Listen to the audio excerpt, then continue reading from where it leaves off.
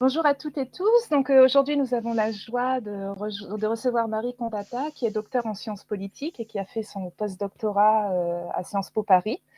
Elle a écrit un article qui est sorti là en début d'année au BMS, dans le bulletin de méthodologie et sociologique. Faut-il ou non faut-il utiliser NVivo ou Excel dans l'analyse de nos données qualitatives? Donc, c'est sur ce papier que reposera son propos du jour. Marie, je te laisse la parole et merci d'avoir accepté d'intervenir dans nos tutos. Merci à vous en tout cas pour ce très chaleureux accueil et très professionnel. Donc, encore une fois, n'hésitez pas à venir à Tuto Matin, on est très, très bien accueillis. Première chose, donc je vous mets le lien vers l'article en question qui me sert, largement de base, à cette intervention orale, donc vous avez le lien dans le chat. Par ailleurs, je vais lancer un sondage dans la discussion pour savoir à peu près qui a déjà utilisé NVivo ou l'analyse qualitative. Je vais faire 2 sondages, un sondage sur NVivo. Non, attendez. Je prends le temps, parce que je sais qu'on Oui, a le oui, temps, donc je vais en profiter. Donc je vais poser une question. question, NVivo ou Excel, point d'interrogation. Je vais faire réponse utilisateur, c'est vous qui allez non, alors attendez, non, c'est pas pratique. OK, je la refais. Je vais faire un sondage avec NVivo, point d'interrogation. Vous pourrez dire vrai, faux. Donc, est-ce que vous avez déjà utilisé NVivo pour de l'analyse Kali ou mixte? Tac. Et je vais faire un sondage ensuite Excel. Donc, vous pouvez voter. Oh waouh, c'est hyper rapide. Et vous pourrez, je ferai après pareil pour Excel. Donc, j'attends vos résultats pour publier les résultats. Et donc, encore une fois, je ferai pareil ensuite sur Excel. Waouh, vous êtes vraiment hyper dynamique. Hein. Ouh.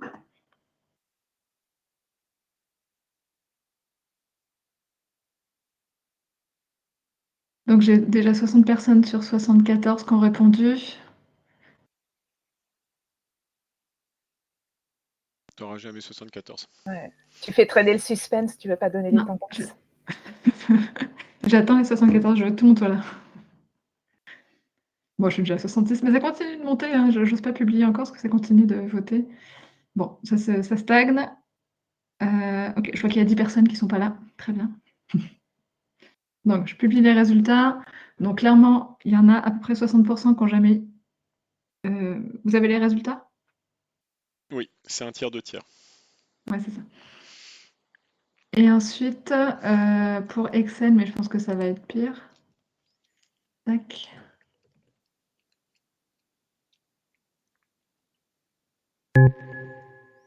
Donc, j'ai balancé le sondage pour Excel maintenant.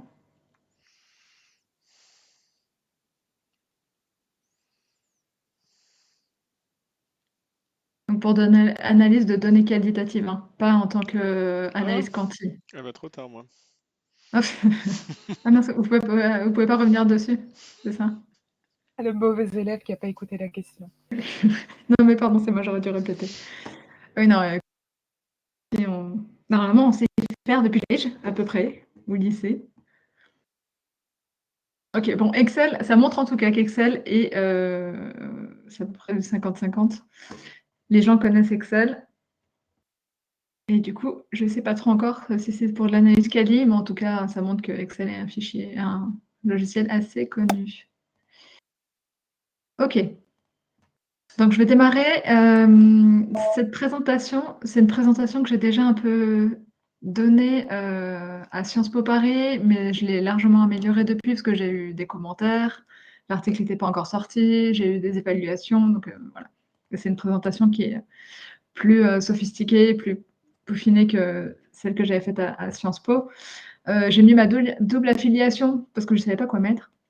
Parce que je suis actuellement à Audencia en tant que postdoctorante, donc c'est une école de commerce qui a un projet actuellement pour mesurer le lien de confiance entre les politiciens et les citoyens via des plateformes numériques. Et notamment, il y a un gros volet sur les populations marginalisées, donc c'est un peu mon domaine de recherche. Je travaille beaucoup sur les populations immigrées, sur les politiques publiques à l'égard des populations immigrées et sur le traitement médiatique à l'égard des populations immigrées et des personnes musulmanes aussi.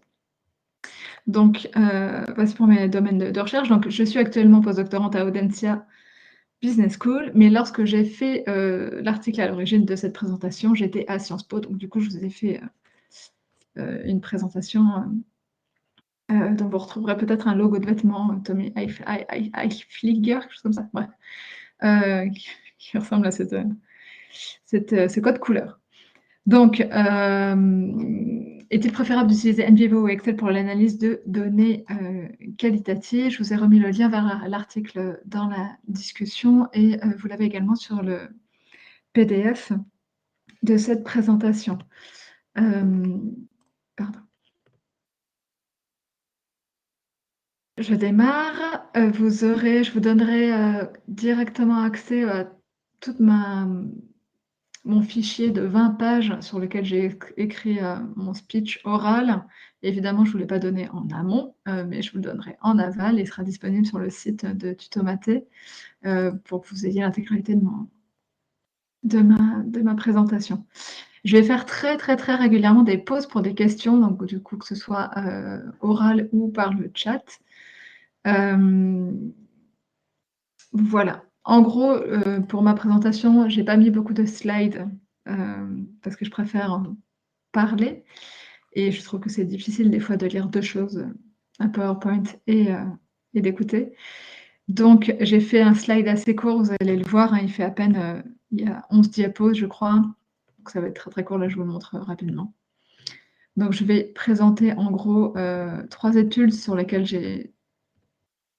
que j'ai menées et qui m'ont servi de base à la réflexion de cet article. Et ensuite, j'aborderai les pour et les contre NVivo Excel pour l'analyse quali en 11 points.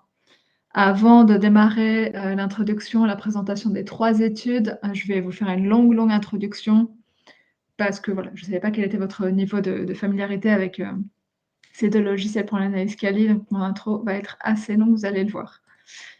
Donc pourquoi j'ai voulu travailler sur cette comparaison NVivo Excel? Tout simplement parce que je pense que la technique de codage est très discutée, mais on le verra, Excel n'est pas beaucoup discuté pour le codage de données qualitatives, et c'est dommage, parce que Excel, je pense, des tableurs comparables à Excel, il y en a plein, je trouve sont des très beaux outils, et a priori, d'après ce que va montrer l'introduction, a priori, Excel semblerait être peut-être plus intéressant même que NVivo pour l'analyse quali. Et vous le verrez en conclusion, j'ai effectivement une légère préférence pour Excel en comparaison à NVivo, mais je vais vous démontrer tout ça. Donc les sciences sociales font souvent l'objet de critiques quant à leur méthode. On le sait, on en a tous fait un peu l'objet de la part de proches ou de la famille. Comment ça marche? Comment vous faites pour bien travailler au niveau qualitatif? Est-ce que ce n'est pas un peu subjectif ce que vous faites? Comment ne pas mêler vos opinions politiques à vos analyses, etc. etc.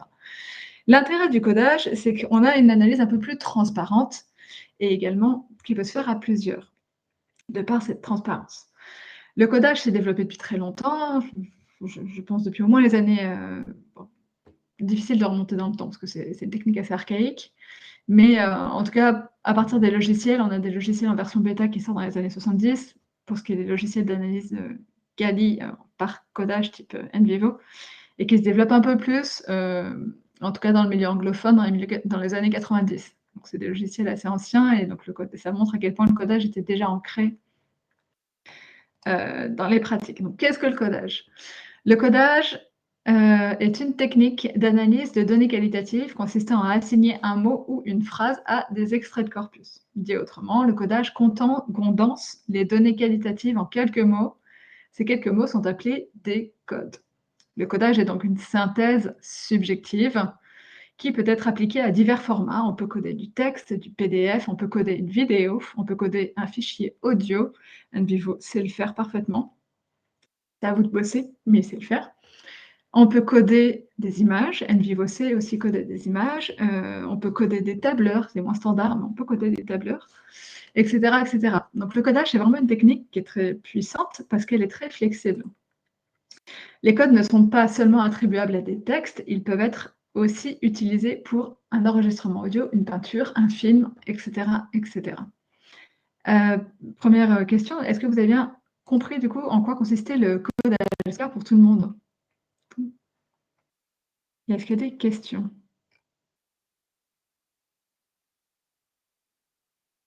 Bon, j'ai beaucoup de oui. Ok. N'hésitez pas, en tout cas, si vous avez toujours pas compris ce qu'était vraiment le codage en analyse quali. Le codage, il est utilisé dans plein de disciplines différentes, analyse culturelle, marketing, beaucoup en marketing aussi, anthropologie, sciences politiques pour ma part. Et en sciences politiques, on a généralement l'habitude d'utiliser le codage pour des entretiens, des archives historiques, rapports parlementaires, rapports d'administration, etc. Voire également pour des questionnaires, des carnets ethnographiques, etc., etc. Deuxièmement, coder à plusieurs. Le codage, c'est une technique qui peut rendre l'analyse transparente, et c'est cette transparence qui permet de coder à plusieurs. Il est fréquent de montrer, notamment à une revue scientifique ou à des collègues, des codes qui ont été utilisés avec leur définition, bien sûr, et leurs critères d'inclusion-d'exclusion. De même, il est souvent considéré qu'il est préférable qu'un même corpus soit codé par 2 codeurs minimum pour vérifier l'applicabilité de ces critères d'inclusion et d'exclusion. L'utilisation de plusieurs codeurs permet d'utiliser des coefficients de concordance pour mesurer le degré d'accord entre ces codeurs. Et en général, souvent dans les revues, dans les articles, on donne ce coefficient de concordance. On appelle ces tests en anglais de intercodal reliability ou de inter-rater reliability. NVivo propose par exemple de mesurer le kappa de Cohen, qui est un coefficient très utilisé pour des situations où il n'y a que 2 codeurs et où les codes sont nominaux, c'est-à-dire non hiérarchisables. Ça peut être femme-homme, des couleurs bleu, blanc, rouge, marque de voiture, Twingo, Mercedes, BMW, etc. Mais en général, le résultat de NVivo est peu fiable et souvent très, très critiqué. Donc, il vaut mieux ne pas utiliser le kappa de Cohen de NVivo. Il est également possible d'utiliser l'alpha de Krippendorff, qui est plus flexible. Et contrairement au kappa, ce coefficient de Krippendorff peut s'appliquer sur des codes ou des variables non nominaux. C'est le cas pour des codes ordinaux, des variables ordinales qui peuvent être hiérarchisées. Donc, par exemple, pas du tout d'accord, tout à fait d'accord, et d'autres types de variables ordinales. J'en profite d'ailleurs, lorsqu'il y a 2 codeurs, 3, 4 codeurs, c'est très fréquent dans les articles scientifiques, mais malheureusement, j'en profite pour faire un petit coup de gueule aussi, les auteurs qui rédigent les articles ne mettent pas en co-auteur les personnes qui ont codé. Souvent, les personnes qui ont codé sont des étudiants ou des doctorants qui sont en début de carrière et qui sont vaguement remerciés. Et on trouve cette mention, c'est très standard. On remercie l'auteur de l'article, remercie les codeurs pour cette étude, mais on ne connaît pas du tout le nom des codeurs, ce qui est déjà pas terrible. Et en plus, à mes yeux, c'est de l'analyse, donc il devrait être mentionné comme co-auteur. Troisièmement, variables et codes, juste un petit point de langage. Je vous ai parlé un peu de code nominal, de code ordinal, parce que j'utilise indistinctement les notions de code et de variable. Autrement dit, les notions de code et de variable sont interchangeables dans cette présentation, donc soyez pas étonnés que j'utilise les deux. Les variables ou codes sont des éléments explicatifs dont les valeurs peuvent être quantitatives ou qualitatives. Par exemple, un code pour moi représentait une densité médicale dans une étude que j'ai menée, et un code pouvait représenter aussi un parti politique. Les codes peuvent fonctionner comme des variables explicatives ou variables explicatives potentielles, ou simplement comme des éléments descriptifs avec un potentiel explicatif limité, voire nul. Et c'est ça qui est intéressant dans le codage. On le verra, la capacité explicative d'un code est très variable, et c'est au chercheur vraiment d'être libre de nommer ses codes comme il l'entend. Les limites du codage, quatrièmement. Vous l'aurez compris, le codage est une technique très, très archaïque, vraiment bête, comparable à un simple surlignage qui est effectué sur papier, mais avec des surligneurs de couleurs différentes. Donc, vous l'aurez compris, un code égale un stabilo violet, un stabilo bleu, un stabilo jaune. C'est ça coder. Le codage ne peut donc pas définir une question de recherche, il ne peut pas formuler des hypothèses, il ne peut pas constituer un corpus, il ne peut pas sélectionner la littérature scientifique, il ne peut pas remplacer la réflexivité du chercheur sur son terrain et sa problématique. En gros, quelle est la pertinence de ma démarche? Il ne peut pas développer des théories abstraites, évidemment, et il ne peut pas identifier des relations causales entre variables. Donc le codage, c'est un instrument archaïque, mais c'est aussi ce qui fait sa force. L'intelligence artificielle a récemment introduit des outils qui sont très avancés, comme l'autocodage, et qui peuvent aider les chercheurs dans l'analyse de leur corpus. Je pense notamment à Coloop de Genie Technology Limited, qui a été développé à Londres et qui est un bel instrument toujours en cours de développement d'ailleurs, hein, et qui mélange codage et IA, et qui est, à mes yeux, beaucoup plus efficace que l'intelligence artificielle de NVivo, que je ne vais pas développer ici. Mais voilà, bon, Coloop, c'est un instrument qui peut se tester, et je ne l'ai pas fait, mais en tout cas, j'ai hâte de lire des articles dessus. S'il y en a qui connaissent Coloop, n'hésitez pas à le faire savoir dans le chat. L'intelligence artificielle est également en cours d'amélioration concernant, par exemple, la synthèse de la littérature scientifique. Et là, je fais référence à CSpace, qui est un outil que je ne connaissais pas, que j'utilise beaucoup dans mon postdoc actuel, et qui est un très bel outil. Vous formulez une question comme sur ChatGPT, il vous synthétise à partir de 1000 références scientifiques, il va en sélectionner 100, 200, il vous fait une synthèse sur les 20 plus pertinents, 10 ou 20 plus pertinents. Et je trouve que c'est un très bel outil aussi. Il vous sélectionne des fois des articles qui ne sont pas de très bonne qualité. Mais après, c'est à vous de screener en fonction de ces résultats. Donc, autrement dit, en tout cas pour l'utilisation, moi, que j'ai faite dans mes 3 études, je n'ai jamais utilisé d'intelligence artificielle, je n'ai jamais utilisé l'IA de NVivo. Et pour le moment, donc, le codage, pour ce que j'en fais, ne s'est pas pensé par lui-même. Malgré les avancées de l'IA, d'ailleurs, le codage repose encore sur la réflexion du chercheur, mais paradoxalement, c'est cette nature archaïque qui fait la force du codage. Le codage offre ainsi une liberté scientifique qui limite a priori de nombreux biais méthodologiques.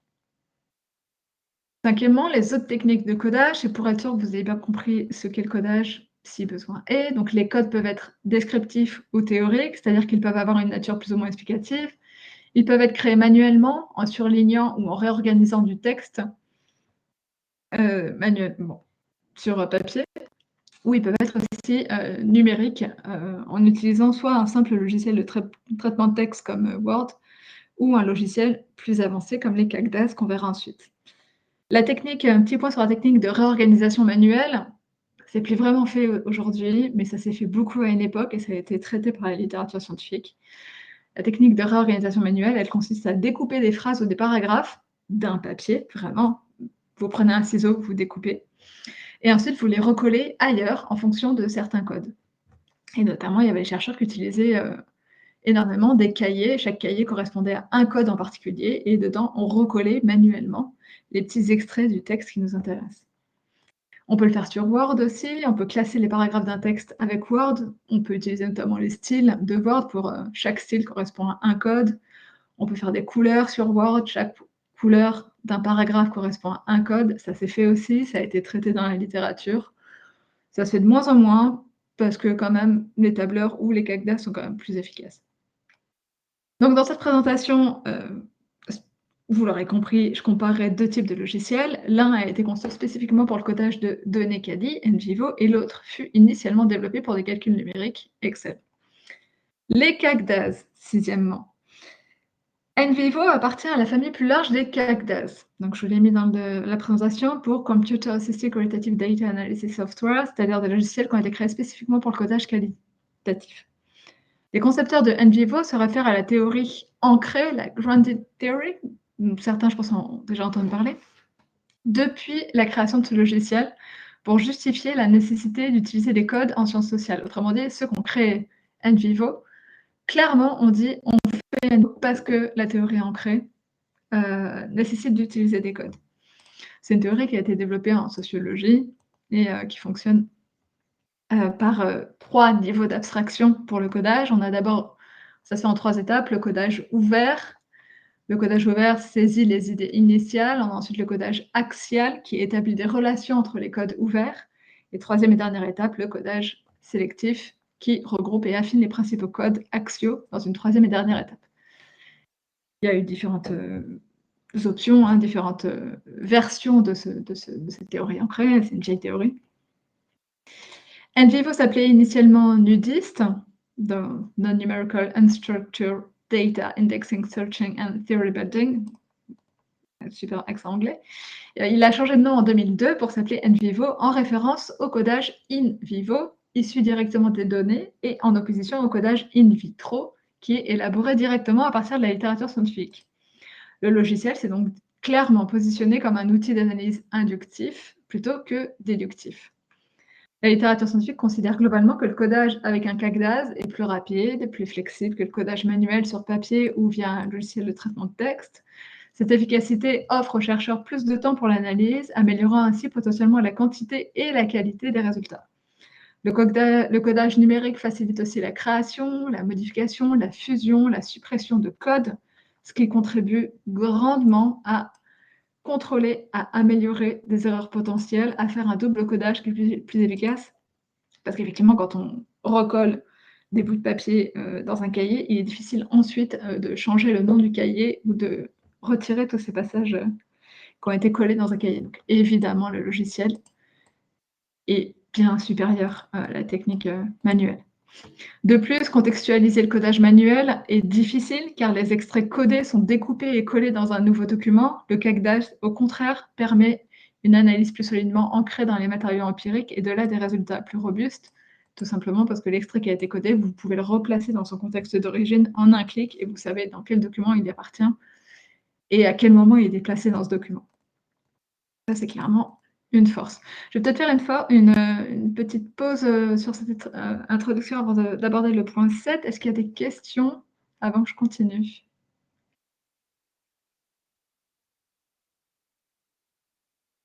Pour l'instant, tout a l'air clair.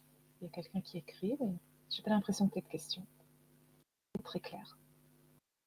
Je vais attendre, il y en a qui sont en train d'écrire, je vais attendre 2 secondes.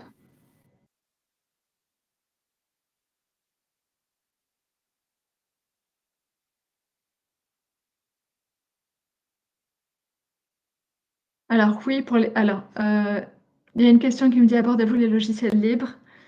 Je vais en parler rapidement, mais très honnêtement, j'en ai testé beaucoup et il y en a aucun qui était aussi puissant que NVivo. Iramutech n'est pas un CAGDAS, c'est plutôt un logiciel d'analyse lexicométrique. Je connais pas très bien. Par contre, Iramutech, c'est Frédéric ou Damien voulaient en dire un mot? C'est un outil textométrique, oui, exactement ce que tu viens de dire. Non, c'est pas un CAGDAS. Oui, il y a eu un Mais tuto par Pierre Attino de lui-même sur Iramutech. je crois que c'est un très bel outil, hein, qui est très apprécié et qui est libre, gratuit. Mais où tu peux pas donner d'analyse qualitative. Ça part du lexique de ton texte. Donc c'est autre chose, oui. NVivo, par contre, fait un peu d'analyse lexicométrique, mais moi, ça a été utile pour l'usage que j'en ai fait, mais c'est pas hyper poussé.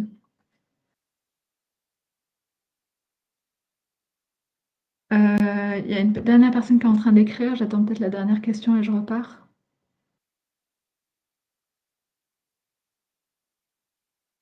Ouais.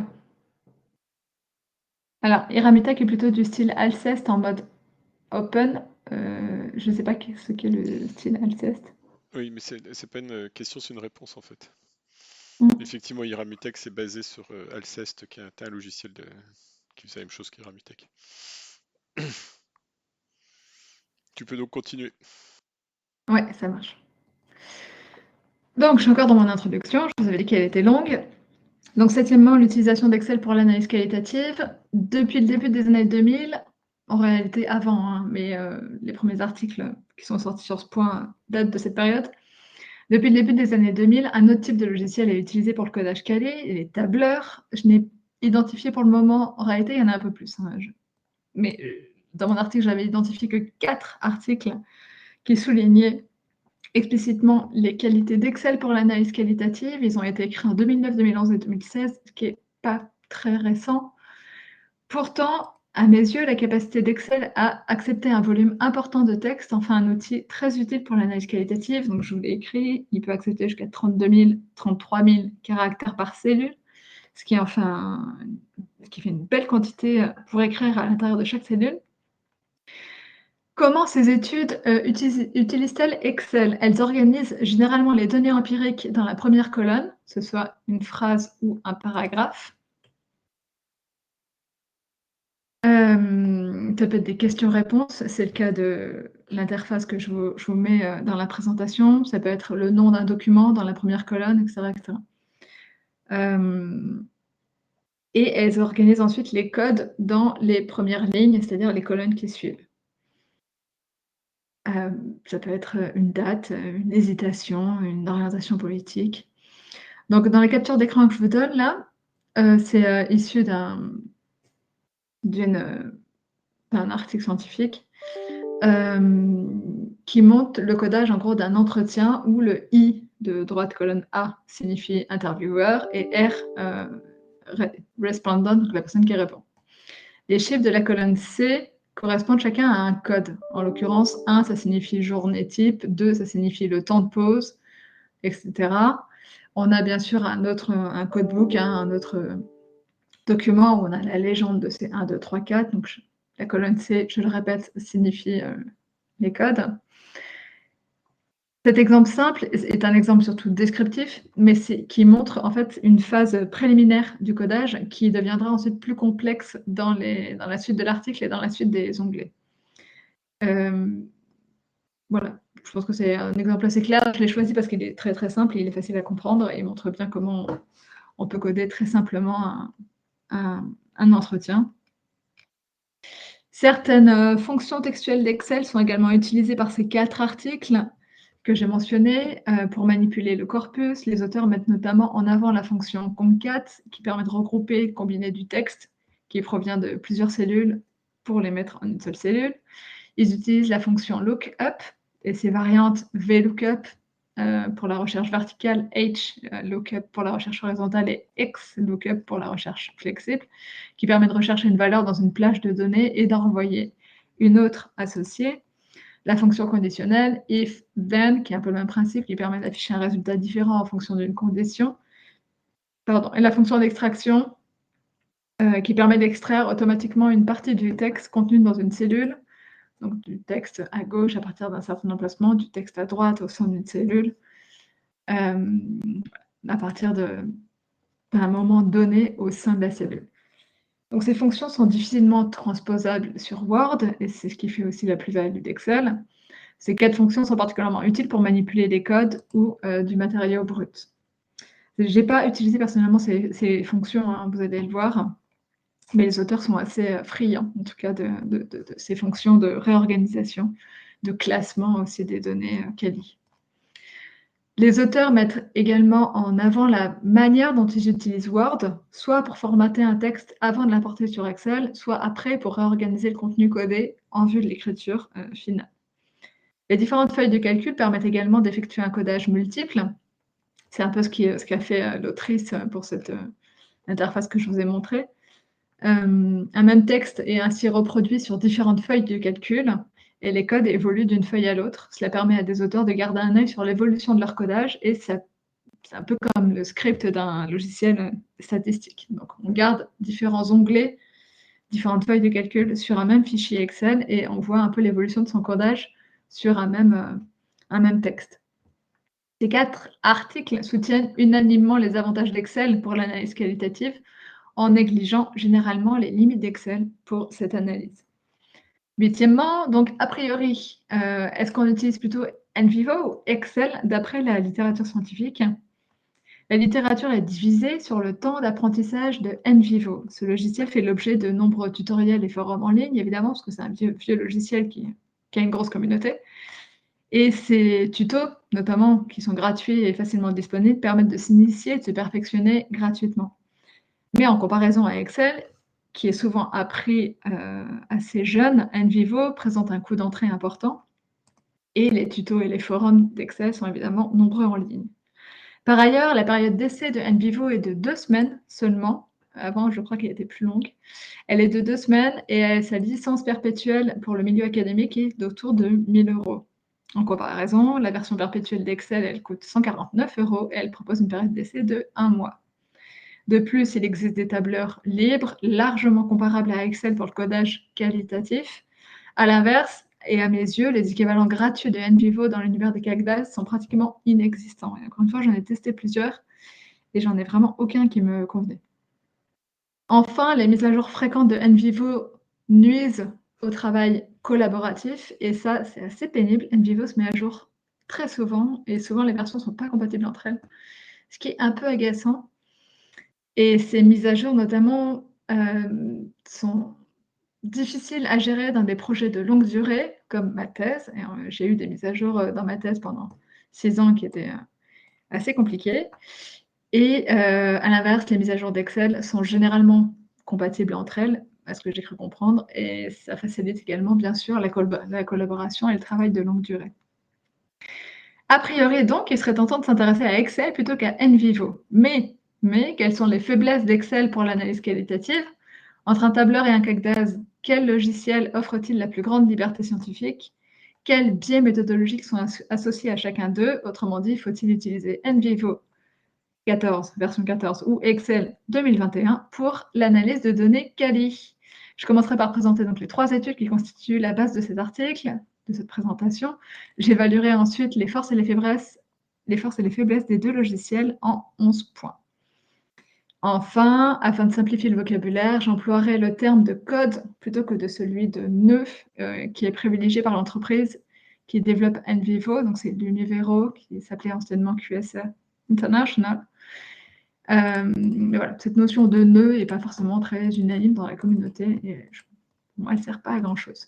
Par ailleurs, je ne vais pas trop mentionner, mais c'est vrai que par exemple Atlas TI, qui est, je pense, le concurrent principal d'NVivo, qui est aussi un logiciel payant, Atlas TI et NVivo ont des fois des vocabulaires qui leur sont propres, mais ça complexifie inutilement la recherche. Y a-t-il des questions avant que je commence la présentation de mes 3 études? Alors, il y a une Tu as une question dans le question chat, concrète. mais peut-être que tu vas la traiter plus tard. Celle de Léa Baya? Oui. Alors, j'aurais une question sur les codes 1, 2, 3, 4, 5, nanana, qui sont reportés sur un autre fichier. Par exemple, si on veut supprimer, changer ou ajouter un code en cours de route, comment est-ce qu'on s'y prend pour que la correspondance reste exacte entre le fichier principal et le fichier de code? Notamment si on a beaucoup de code, la question est très claire.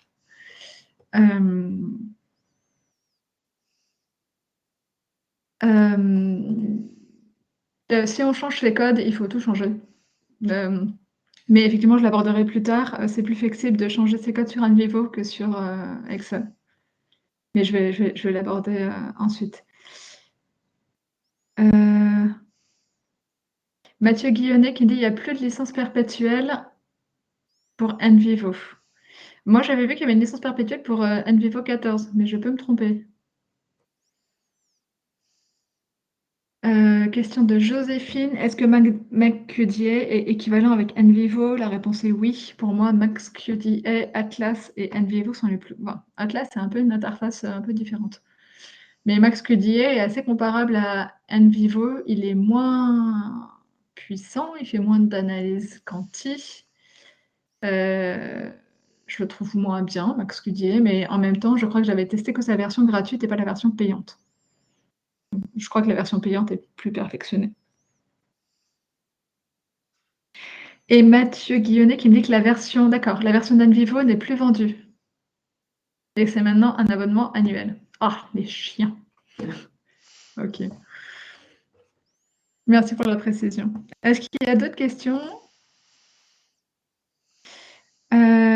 Question de Maïra. J'anticipe peut-être, mais j'ai une question concernant la manière d'entrer le corpus dans votre exemple. Un entretien égale un fichier avec plusieurs tableurs et codes successifs.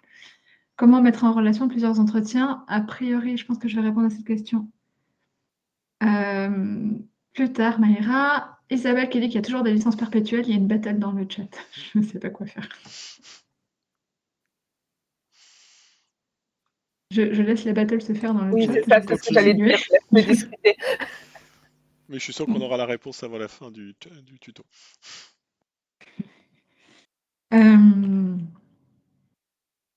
Coralie, la question sur quel codeur, c'était une question sur quel codeur est un...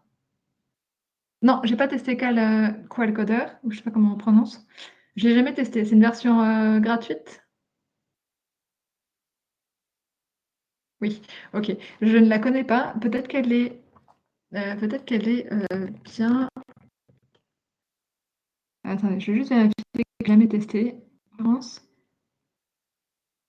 Ah si, ça me dit quelque chose. Je crois que je l'avais testé. Oui, je crois que je l'avais testé et j'étais pas convaincue. Ouais. C'est libre open source. OK. Oui, non, effectivement, je confirme que je l'ai bien testé et j'ai pas apprécié du tout. Parce que c'était difficile, enfin il y a beaucoup de fonctionnalités que j'aime beaucoup dans NVivo qui étaient pas disponibles, dans, Quellcode.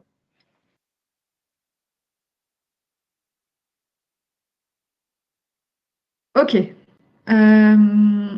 Donc la version, 3.6 de Quellcoder est sortie en février. Merci Mathieu. Comme quelle fonctionnalité? Alors les fonctionnalités, je vais y venir après, parce qu'il y en a beaucoup dans NVivo. Pardon. Présentation des 3 études, donc je vais rester là. Donc je vais vous présenter donc, 3 études. La première, c'est ma thèse de sciences politiques, et les 2 autres, c'est d'une part un projet de recherche français et un projet de recherche européen où j'ai utilisé Excel. Donc j'ai utilisé NVivo pour ma thèse de sciences politiques et j'ai utilisé Excel pour 2 projets qui n'ont rien à voir, l'un avec l'autre, un projet français et un projet européen. Voilà. J'ai choisi NVivo pour ma thèse pour conserver une démarche inductive et éviter de m'enfermer aux 2 hypothèses de départ, vous allez le voir. À l'inverse, Excel semble être plus adapté au projet français parce qu'il avait une approche un peu plus quantitative et Excel m'a été imposé pour le projet européen qui était un gros projet H2020, parce qu'il y avait un grand nombre de variables à utiliser. Il y avait à peu près 90 variables, pour l'analyse quali. Vous allez le voir, donc ça, on peut pas gérer 90 variables dans NVivo. C'est très pénible. Donc premièrement, la thèse de sciences politiques utilise NVivo. Ma thèse porte sur l'accès aux soins de santé des sans-papiers en France et aux États-Unis. Je me suis surtout concentrée sur les maladies infectieuses. Cette thèse vise à comprendre la stabilité de cet accès sanitaire sur le long terme dans ces 2 pays. En effet, cette stabilité est très surprenante au regard des nombreuses réformes juridiques et des nombreuses controverses publiques dont ce sujet fait l'objet dans ces 2 pays, France et États-Unis. Donc ma question, c'est pourquoi finalement ces politiques publiques reviennent à un point d'équilibre alors qu'elles font l'objet de grandes variations sur du court terme. Et sur le long terme, au final, ça reste stable. À l'aide de la littérature scientifique et des mouvements juridiques de ces politiques publiques, je propose 2 hypothèses de recherche.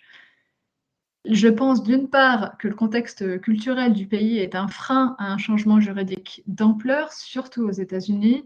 Plus spécifiquement, je fais référence au noyau dur des croyances du modèle des coalitions de causes de Sabatier, pour ceux qui connaissent.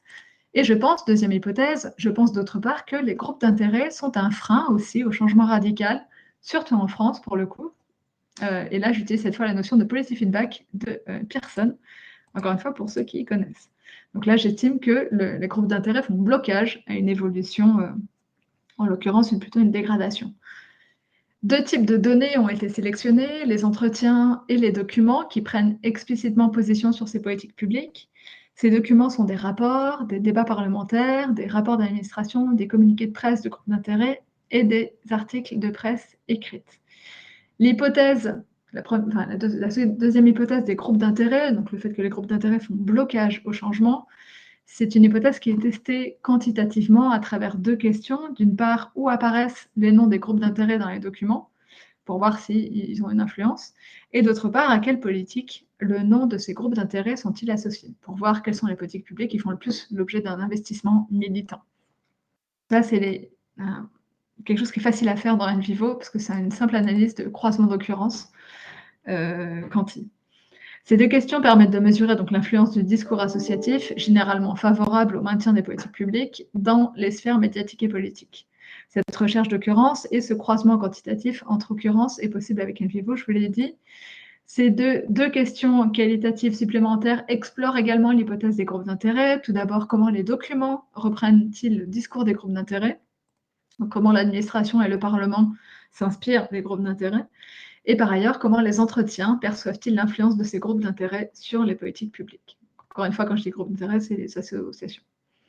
Voici pour l'hypothèse des groupes d'intérêt. Concernant maintenant l'hypothèse culturelle, sur le fait que la culture freine à l'évolution juridique radicale, celle-ci est surtout explorée de manière qualitative grâce au positionnement pour ou contre des documents vis-à-vis des politiques publiques que j'étudie. L'analyse quantitative a contribué en partie à affiner mes observations quali en examinant l'attention portée au savoir scientifique d'ordre épidémiologique. Est-ce que si le VIH se propage davantage, il faut encourager les politiques sanitaires en faveur de sans-papiers ou non? Et de manière quantitative, j'ai également observé le vocabulaire qui était utilisé pour désigner les bénéficiaires. Est-ce qu'on parle plutôt de clandestins? Est-ce qu'on parle de sans-papiers? Est-ce qu'on parle d'étrangers en situation irrégulière, etc., etc.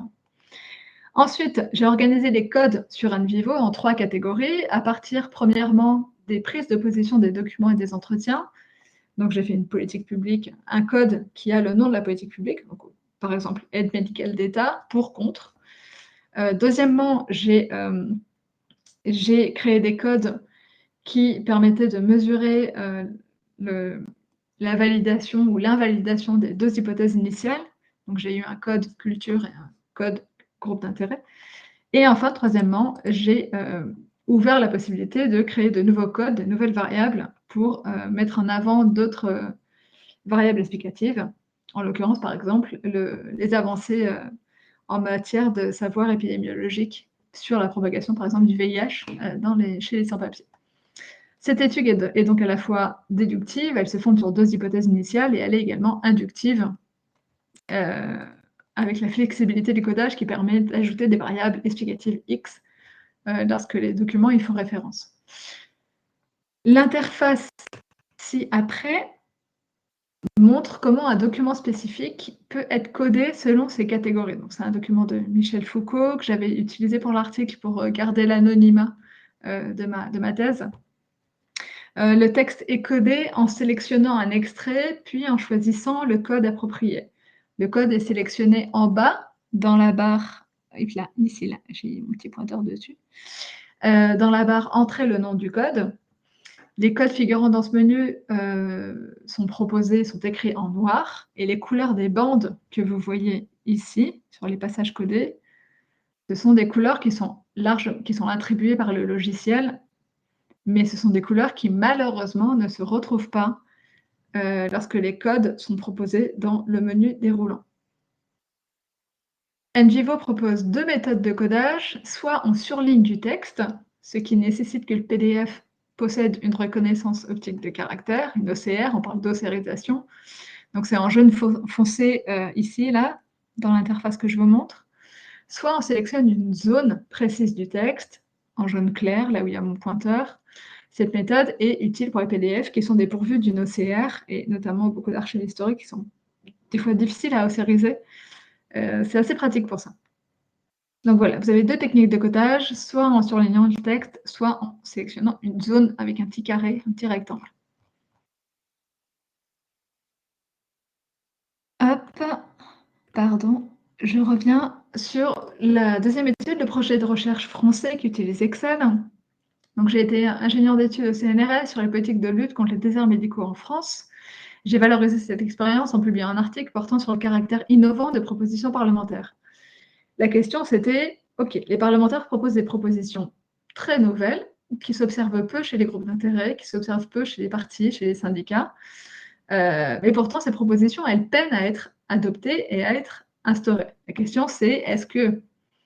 alors, en l'occurrence, les propositions parlementaires auxquelles je fais référence, donc je travaillais sur la lutte contre les déserts médicaux, et les propositions innovantes, c'était des mesures contraignantes qui forçaient l'installation des médecins dans des déserts médicaux. Ce qui est innovant, c'est que le Parlement est assez friand de ce type de proposition qui vise à contraindre l'installation des médecins dans des déserts médicaux. Ce n'est pas une proposition qui est très défendue ailleurs, dans les administrations, dans les groupes d'intérêt de médecins, évidemment, pas très friands. Donc voilà, c'est une question qui est assez d'actualité aujourd'hui.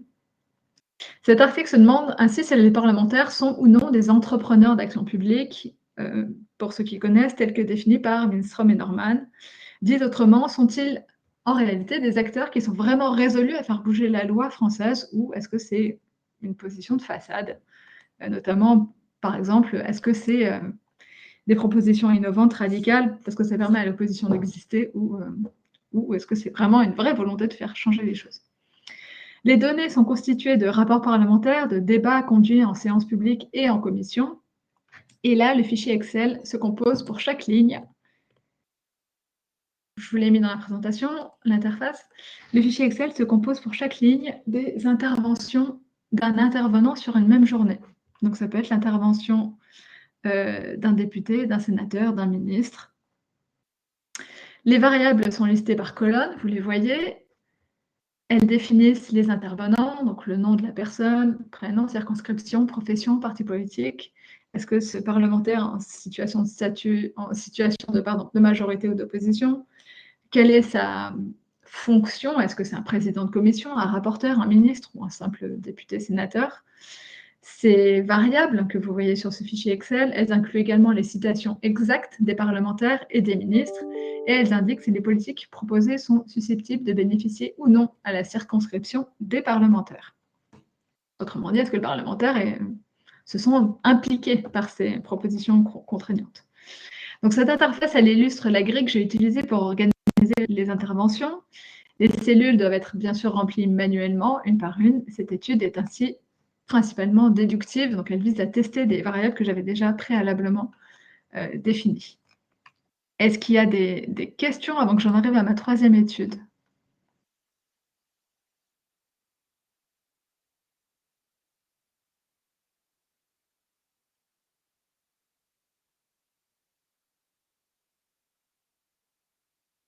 Alors sur les fonctionnalités qui manquent, on verra après, parce que du coup je vais traiter, donc, comme je vous ai déjà dit, les différentes fonctionnalités, on reviendra dessus, je pense que ce sera intéressant.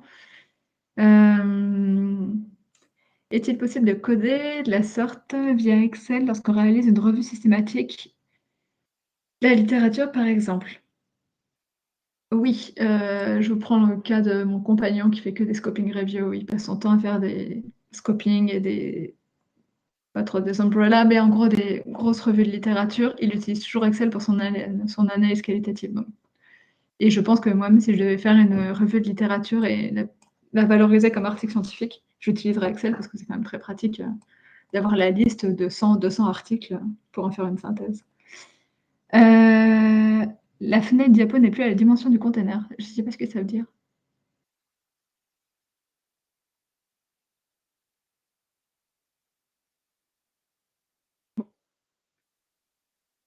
Un problème d'affichage de représentation, moi ça marche pourtant. Ok, bon. Pour NVivo, est-ce que l'on peut attribuer plusieurs codes à un même bout de texte? Oui. Étant donné qu'il y a un code couleur. Alors ouais, le code couleur, c'est un peu imposé de base. On peut attribuer plusieurs codes à un même bout de texte, largement. Comment faire pour pouvoir garder une trace de tous nos codes sur Excel, comme il est possible de faire sur R pour les analyses quanti, par exemple? Comme je le disais, par exemple, on peut copier-coller pour répondre à Laura, on peut utiliser chaque ligne pour question d'un enquêteur, réponse de l'enquêté, question de l'enquêteur, réponse de l'enquêté. On prend l'exemple sur 4 lignes, question-réponse, question-réponse. Et ce même texte, question-réponse, on le recopie, on le copie-colle sur différentes feuilles, sur différents onglets d'Excel. Et on peut du coup faire un premier codage sur l'onglet 1, un deuxième type de codage sur l'onglet 2, troisième type de codage sur l'onglet 3. J'espère que c'est clair. Mais du coup, ça a été utilisé comme ça dans la littérature pour garder son historique, son script. Un peu à l'arrache, hein. C'est pas aussi clair et aussi précis qu'un script statistique. Comment faire pour pouvoir garder pardon, excusez-moi. Est-ce qu'un code est toujours une variable? Oui, j'ai du mal à savoir comment choisir les codes variables. Peut-être pourriez-vous expliquer comment vous avez choisi les variables dans cet exemple? Je les ai un peu sélectionnés au doigt mouillé, je ne me cacherai pas. Il n'y avait pas beaucoup de littérature sur lesquelles je pouvais m'appuyer pour sélectionner mes variables. Du coup, c'est des variables que j'ai un peu établies moi-même, en discussion évidemment avec mon équipe de recherche à l'époque, qui était dirigée par Patrick Assenteufel. Mais il m'avait aidé du coup à établir aussi d'autres variables, mais ça a été plutôt de la discussion avec Patrick, qui est plutôt spécialisé sur les médecins.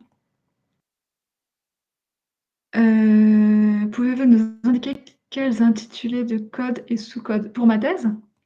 Pour Laurent Chaumel? Alors la description exacte de mes codes, je la donnerai à la fin. Je ne l'ai pas mentionné, mais je la mentionnerai à la fin, lorsque je questionnerai le fait de passer à l'écriture.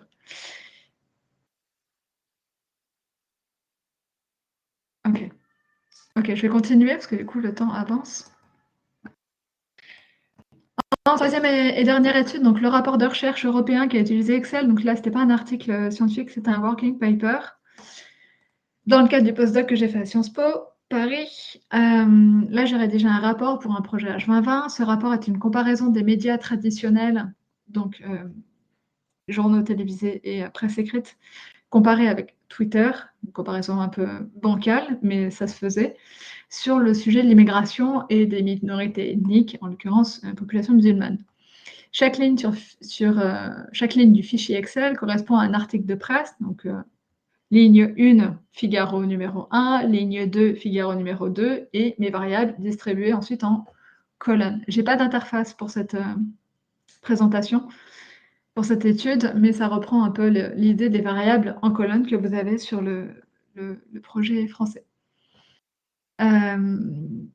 La grille de codage est similaire pour la presse écrite et la télévision. Elle repose sur 90 variables.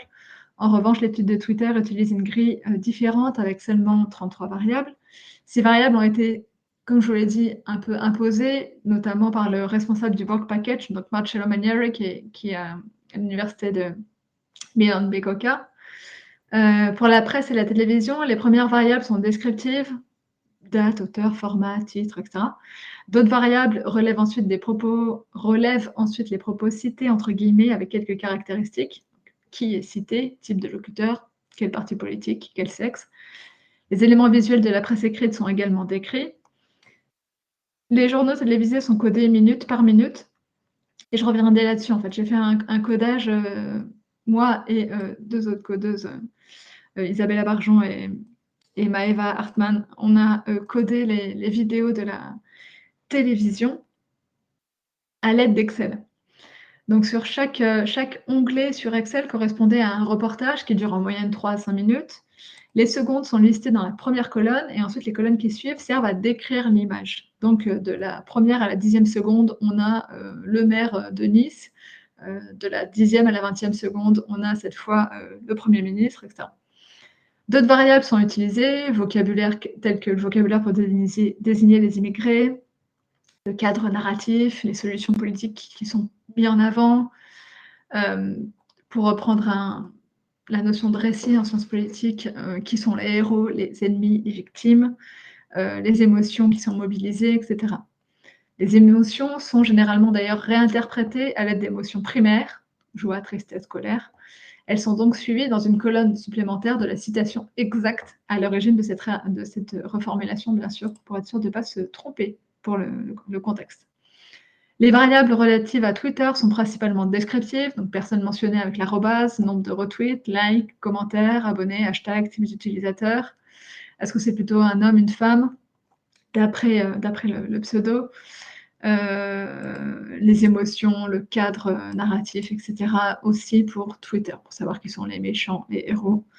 Pour tous ces médias, j'utilise des variables d'annotation, et je reviendrai très souvent sur cette notion de variable d'annotation, c'est-à-dire de vide, qui me permettent d'annoter librement un média. J'en ai environ 5 variables d'annotation libres, vides, pour la télévision et la presse écrite, et j'en ai une seule pour Twitter qui me permet de faire des commentaires complètement libres.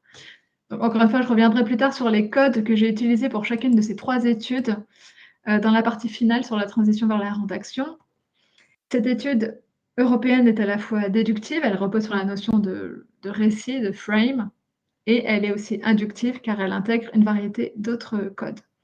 Ces 3 études ont ainsi l'intérêt de croiser des inférences diverses, déductives, inductives, et des disciplines variées, en l'occurrence sciences politiques et analyse des médias. Y a-t-il des questions? J'entame la prochaine partie.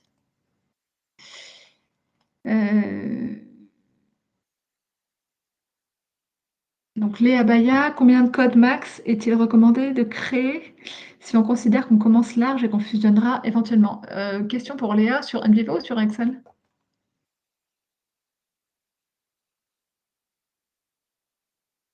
Sur Excel. Sur Excel, moi j'avais 90 variables, on peut en faire plus. C'est l'intérêt d'Excel. Sur NVivo, je conseille de limiter le nombre de codes. Et je vous dirai pourquoi ensuite. Mais sur Excel, on peut faire large. Y a-t-il une variable pour les verbatims dans Excel? Oui. Et je reviendrai dessus aussi. Excel permet de réorganiser ces données Du coup, par exemple, lorsque je travaillais sur les propos des parlementaires, à chaque fois, je mettais le propos exact du parlementaire sur une seule et même journée pour ensuite les coder dans Excel. C'est l'intérêt de Excel, c'est que du coup, on peut copier-coller ces données en partie si elles ne sont pas trop grosses. Ok, Léa, beaucoup de variables aussi. Bon courage. Ok, je vais continuer. Donc, comparaison des logiciels. Comme je vous ai dit, donc je vais comparer les logiciels en 11 points. Ce ne sera pas si long que ça. Et je vais reprendre le plan de mon article.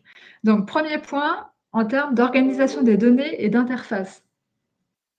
L'organisation des données dans NVivo est très flexible. Ce logiciel peut accueillir de nombreux niveaux dans l'arborescence des dossiers qui accueillent les données. N'hésitez pas à me dire si je ne suis pas claire.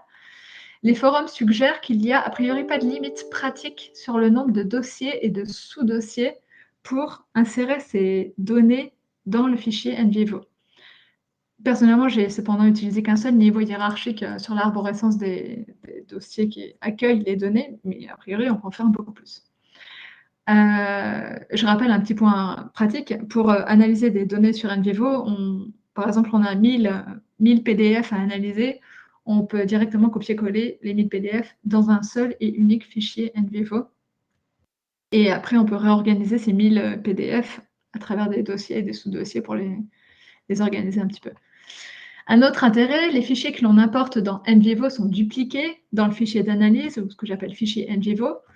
Donc, que ce soit des textes, des PDF, des images, des vidéos, des tableurs. On peut aussi ajouter des mesures de sécurité, comme le mot de passe de l'ordinateur, celui de NVivo aussi. Et j'ai cru, en revanche, comprendre que NVivo 14 ne propose pas de chiffrement des données, contrairement à Atlas TI. Mais là, c'est un sujet qui est à creuser, parce que je ne maîtrise pas ce point. Mais n'hésitez pas à vous renseigner si vous avez des données un peu sensibles. Vous l'aurez compris, donc il est impossible, évidemment, d'importer des fichiers dans Excel pour les coder directement. Il est toutefois possible de copier des extraits spécifiques dans des cellules, comme cela a été fait pour le projet français avec la mention citation, quote, que vous avez vu dans l'interface. J'ai également copié des tweets dans leur intégralité pour le projet européen. C'était facile, un tweet c'est court. J'aurais également pu insérer les scripts intégraux des journaux visés pour ce même projet, mais les articles de presse écrite étaient trop volumineux, donc j'aurais pu intégrer la retranscription exacte des JT, mais pas vraiment des articles de presse, parce que les cellules sont quand même limitées pour Excel. De même, la manipulation directe des matériaux dans Excel augmente le risque de suppression et de modification accidentelle. Excel est très connu pour les risques d'erreurs humaines. C'est très documenté. On a évalué l'argent perdu à cause des erreurs humaines faites sur Excel, donc c'est très, très, très connu. Donc Excel est pratique à prendre en main, mais la contrepartie, c'est qu'on peut faire vite des bêtises dessus. À l'inverse, lors du codage dans NVivo, on ne modifie pas son fichier texte et encore moins ses PDF. Du coup, le fait que ces fichiers texte, PDF, vidéo, etc. sont copiés directement dans NVivo, ça les sécurise, en gros. Alors que dans Excel, si on décide, en l'occurrence, de recopier-coller l'intervention orale d'un parlementaire directement, on peut faire des bêtises sur la cellule qui accueille la retranscription orale du parlementaire. Voilà, donc à mes yeux, NVivo est plus approprié pour organiser efficacement les données parce que d'une part, on peut les copier intégralement et d'autre part, il n'y a pas de risque d'erreur dessus. Deuxièmement, transparence de l'analyse. Donc, je ferai des pauses régulièrement. Je fais juste le deuxième point. La transparence de l'analyse. La transparence désigne la capacité d'une étude à rendre visible la formulation des hypothèses, la méthode de codage, les données, les analyses, la construction des résultats. Cette pratique poursuit deux objectifs scientifiques. D'une part, la reproductibilité de l'étude et d'autre part, la discussion critique. La littérature scientifique est très enthousiaste sur la transparence que permettent les CAGDAS. Cette transparence a été renforcée par l'introduction du standard REFIG QDA en 2019 qui facilite le transfert de projets entre différents logiciels CAGDAS. Par exemple, on peut exporter son analyse NVivo sur Atlas TI maintenant, sur Max QDA, sur QDA minor, etc., etc. Mais toutefois, ce standard ne permet pas de convertir tous les éléments d'un fichier NVivo. On le verra, il y a certaines analyses comme des matrices d'analyse, les liens, voire aussi, see also, qui ne sont pas transposables, évidemment, parce que tous ces CACDAS n'ont pas les mêmes fonctionnalités. Et par ailleurs, tous les logiciels qui participent à ce standard REFI-QDA sont tous payants. Voilà. Je suis par ailleurs en désaccord avec l'enthousiasme de la littérature sur cette transparence. Je pense que cette dernière est davantage enjouée par la numérisation de l'analyse Kali plutôt que par le codage sur CACDAS en tant que tel. Donc, je ne suis pas d'accord sur le fait que les CACDAS, en tout cas, renforcent la transparence d'une analyse. Vous allez le voir, je privilégie plutôt Excel. Moi-même, j'avais initialement choisi NVivo pour ma thèse afin de faciliter la sélection et le codage de milliers de documents et pour rendre mon processus de codage transparent en ligne. J'étais moi aussi très enthousiaste au début de ma thèse à l'idée d'utiliser NVivo pour sa transparence, donc au tout début. Mais cette volonté de transparence a rapidement été abandonnée pour deux raisons. D'une part, anonymiser mes entretiens aurait été extrêmement fastidieux, voire impossible. J'ai du mal à croire qu'on peut anonymiser vraiment un entretien. Et d'autre part, les milliers d'articles de presse que j'avais collectés provenaient de bases de données payantes, donc a priori, difficile de montrer ces articles de presse en ligne tranquillement. Donc, transparence limitée à mes yeux. Finalement, je n'ai pas rendu mon projet NVivo, je ne l'ai pas mis en ligne, évidemment. Je pense ainsi que les tableurs offrent une plus grande transparence, notamment Excel est plus facile à transférer que NVivo. Les fichiers peuvent être facilement partagés avec des revues scientifiques, les fichiers Excel, car les fichiers Excel sont légers et compatibles avec d'autres logiciels, contrairement à NVivo qui est compatible avec peu de CACDAS, je viens de vous le dire. Par ailleurs, contrairement à NVivo qui contient les données empiriques dans le logiciel, Excel peut nécessiter par exemple un lien vers un cloud pour accéder aux données. Or, si le projet se compose de données sensibles, Excel permet un minimum de transparence en copiant-collant certains extraits des données qualitatives, mais sans fournir l'intégralité des données qualitatives. Donc pour moi, à mes yeux, le fait de fournir simplement quelques extraits et pas l'intégralité des données sensibles peut donner un peu de transparence quand même à une étude. Enfin, comme mentionné en introduction, les mises à jour fréquentes de NVivo sont difficiles à gérer pour des projets collaboratifs ou des projets de longue durée. Excel est donc préférable pour la transparence et la reproductibilité d'une étude. Je refais une pause avant le troisième point. Y a-t-il des questions? Oui, le côté erreur humaine a fait réagir dans le chat. Si tu regardes la question de Mathieu ou de Maria, c'est comment on fait en gros. Moi, c'était ma question pour élargir, c'est comment tu fais pour limiter l'erreur humaine en fait. Est-ce que tu as des conseils? Donc, il y en a qui parlent de bloquer la colonne, d'autres qui disent on utilise un S-Drive pour faire des copies de notre travail. Enfin, quels seraient tes conseils pour parer ces erreurs humaines? Je ne sais pas du tout. Je ne sais pas. Quand je vois toutes les publications qui sont sorties sur les erreurs qu'on fait sur Excel, je ne sais pas s'il y a vraiment une possibilité d'empêcher ces erreurs. Voilà, du coup, c'est une question ouverte pour tout le monde. Hein. Qu'est-ce qu'on peut faire?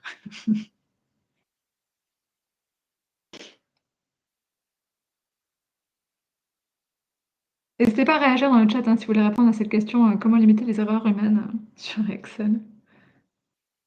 Et je ne sais pas si on peut sécuriser les colonnes sur Excel? Ok. Oui.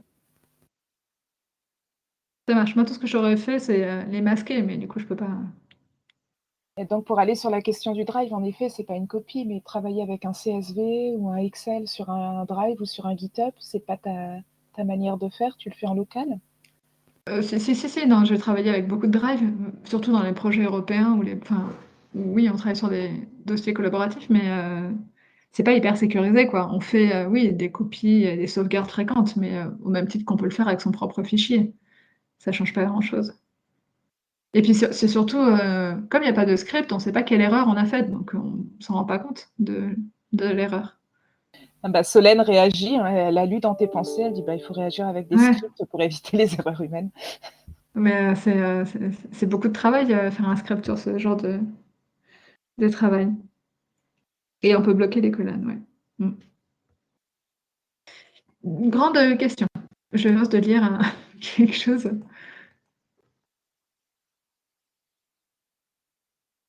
Ça veut dire quoi faire un script? Je suis pas une grande quantitativiste. Je vous laisse peut-être répondre à cette question? Solène, si tu as, un micro, tu peux répondre. Mais sinon, c'est simplement d'utiliser un langage pour faire du code, hein. Donc, je pense que ce serait plutôt Python pour du texte, euh, Bah, ou sinon du R. en Mais gros, vas-y, oui. ouais. Mais Mais je crois vas-y, que Solène, Solène peut faire si du t'avais code. une idée en tête, tu peux y aller. Mais moi, je trouve que c'est un peu compliqué pour complètement, quoi. Ça veut dire, comme moi, je l'ai fait un petit peu en faisant des expressions régulières, etc. Mais je trouve que c'est un peu compliqué quand même. Ça se fait pas Mmh. facilement, quoi. Pour de l'analyse, qualitative?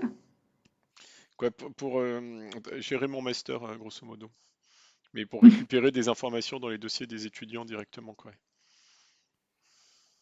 OK. Donc ça revient un peu à même, quoi. Mais en comparaison à d'autres scripts, genre un script sur R est plus facile à Je l'ai gérer qu'un fait, script sur, moi je l'ai fait Excel? sur R. Bah oui, t'as pas vraiment de script sur Excel, quoi. T'as du VBA ou sinon t'as les Mmh. fonctions qui ressemblent à des scripts. C'est des mini-scripts mais appliqués à une seule cellule, quoi. Mmh. Oui, Tu peux faire, effecti je sais plus si Excel fait de l'expression régulière. Google Sheet en fait. Je sais plus si Excel le fait. Les expressions régulières, je sais j'ai pas si tu vois, Oui. ça vient du Perl, quand même, d'un langage de programmation qui était très orienté sur le texte et qui te permet de reconnaître des formes textuelles assez facilement. Tu as des numéros de Mmh. téléphone, des numéros de sécu, mais d'autres choses. T'as pas le problème des minuscules, des majuscules, des accents. Voilà, tu peux faire plein de choses un peu intelligentes, quoi. Mm. Si, ça se fait très Mais bien dans Excel, ça. Ouais. Mm. mais j'ai cru comprendre en tout cas que tous les scripts qui sont disponibles sur R, Stata et cetera, il y a pas vraiment d'équivalent aussi efficace sur Excel, hein, si j'ai bien C'est ce que te compris. dit Florence, je sais plus, attends, oui, c'est ça, c'est Florence, t'as VBA sur Mmh. Excel, qui est un langage de programmation, qui est un bon langage de programmation, hein. C'est le Visual Basic de Microsoft, D'accord. que pour le coup je maîtrise très mal, hein. Mais Mmh. pour le coup là c'est du script. Et là tu peux relire, etc. Quoi, tu as beaucoup moins le problème des erreurs que tu peux avoir dans Excel, puisque là le script il va s'appliquer à toute ta feuille ou à tout ton document et non pas seulement à une cellule. Quoi, l'un des problèmes d'Excel, quoi, j'imagine que tu l'as déjà vu toi-même, c'est que tu peux ne pas avoir la même formule de la case de dessus et la case d'en dessous et pas t'en rendre compte, quoi. Donc depuis Mmh. quelques Mmh. années, Excel a la gentillesse de te mettre un petit point vert quand c'est le cas, pour te signaler qu'il y a un problème de cohérence des formules dans la colonne, mais tu as toujours le risque d'avoir une erreur. Alors que si tu fais du VBA, ça va être un script qui va s'appliquer à tout, donc tu vas diminuer ton risque d'erreur quand même assez fortement. Mais alourdir la complexité du truc. Mmh. Ça marche, merci, parce que c'est vrai que moi les commentaires que j'avais eus sur Excel, c'était surtout pour l'analyse quantitative et là, effectivement, Excel pour faire des stats, c'est pas très bon. Mais sur de l'analyse quali, je pense que c'est visiblement, je connais pas, mais visiblement, de ce que vous dites dans le chat, c'est que c'est, possible de faire un script pour donner l'analyse quali, de bonne qualité. Et Florence donc qui dit: «Là, le coût d'entrée n'est plus le même si on doit faire des macros». En effet. Et tu perds beaucoup de la légèreté d'Excel.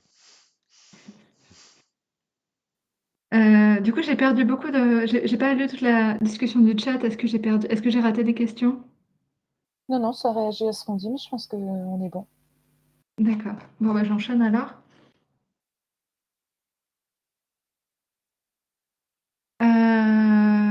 OK, donc j'en suis à la partie 3, flexibilité du codage, inférence, réflexivité. Notion de réflexivité, les qualitativistes aiment beaucoup. Donc, NVivo est un logiciel flexible en matière de codage. D'une part, l'arborescence des codes est illimitée, permettant la création d'un nombre illimité de codes. Il est aussi possible de créer, de reformuler, de supprimer, de fusionner, de hiérarchiser des codes à volonté. Le codage est défini par le chercheur et non par le logiciel, bien sûr.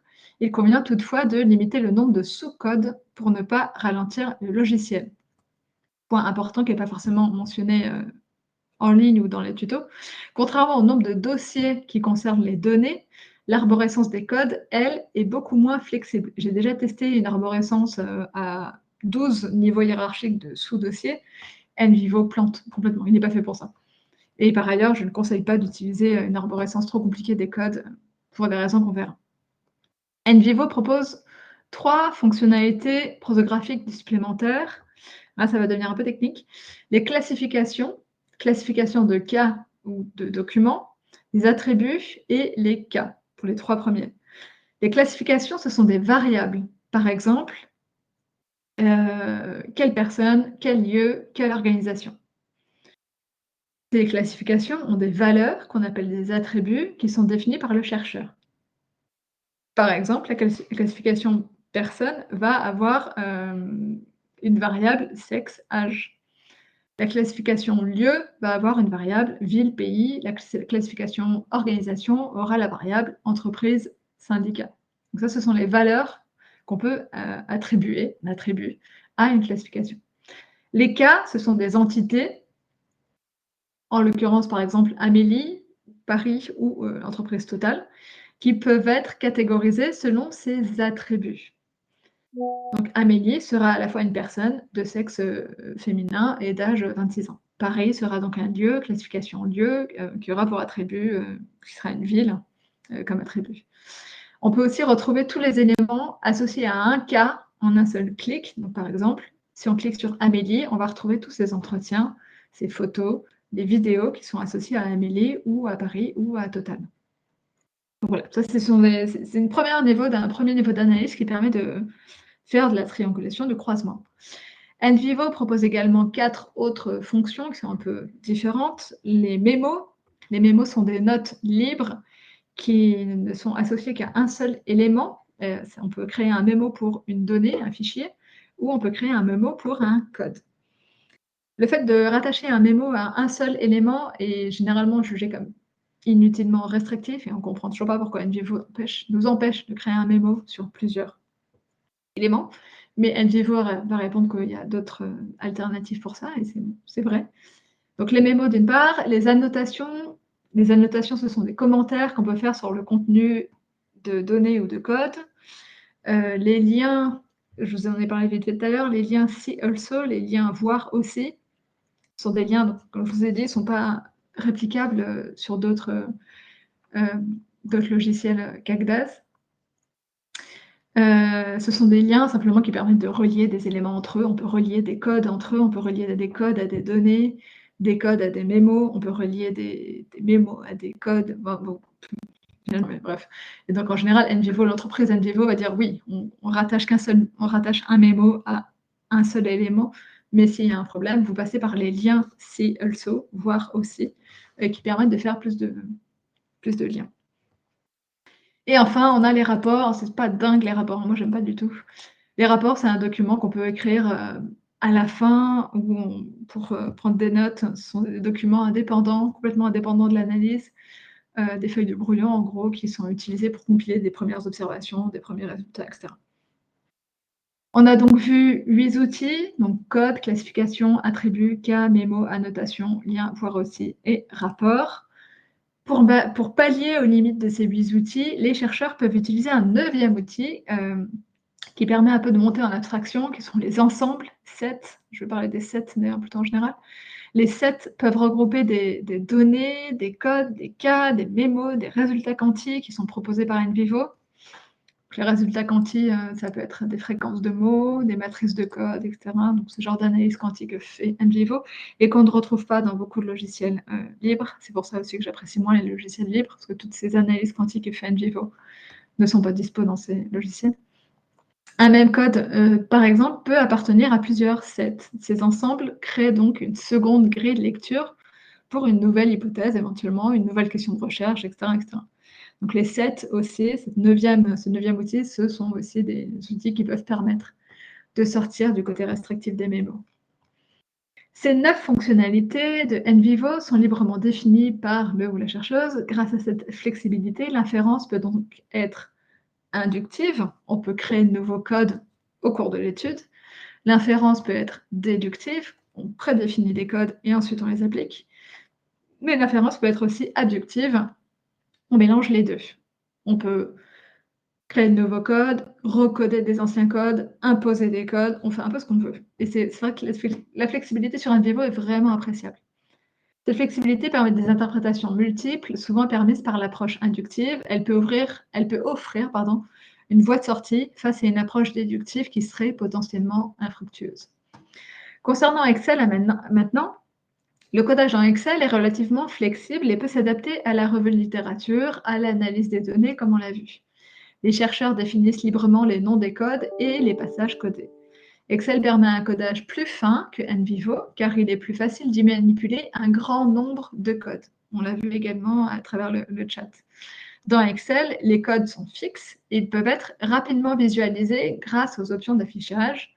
Truc bête, hein, mais ça change la vie d'avoir couleur de texte, couleur de fond pour présenter les codes qui sont différentes, notamment quand on a 90 variables à gérer. Le fait de masquer des colonnes, de sécuriser, comme vous avez dit, certaines colonnes pour ne pas toucher à du texte. Le fait de figer des lignes, c'est bête, mais vraiment, ça change la vie aussi. Figer des lignes et des colonnes pour se mettre à certains points de son fichier, c'est vraiment agréable. À l'inverse, NVivo est un calvaire. NVivo, dans la barre « Entrez le nom du code » que je vous avais montré, ils affichent les codes tous en noir, écrits en noir, dans un ordre dynamique en plus. On n'a même pas un ordre de code qui est proposé de façon stable. L'ordre des codes change en fonction de votre dernier codage. Donc, si vous avez codé arbre en dernier, arbre va être proposé en premier. Du coup, on a un changement constant d'ordre des codes. C'est un enfer.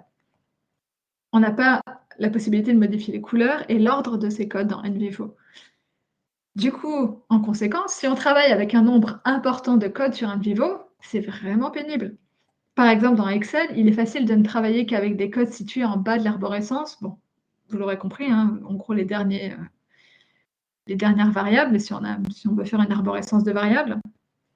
À l'inverse, dans NVivo est terrible parce que du coup, non seulement NVivo va vous proposer dans la barre que je vous ai mentionnée, entrer le nom du code, vous avez vu dans l'interface, NVivo va vous proposer les sous-codes, les sous-sous-codes, les sous-sous-sous-codes, les sous-sous-sous. Voilà. Donc vous aurez en plus, quelle générosité, l'ensemble de l'arborescence qui sera présenté dans votre barre entrer le nom du code.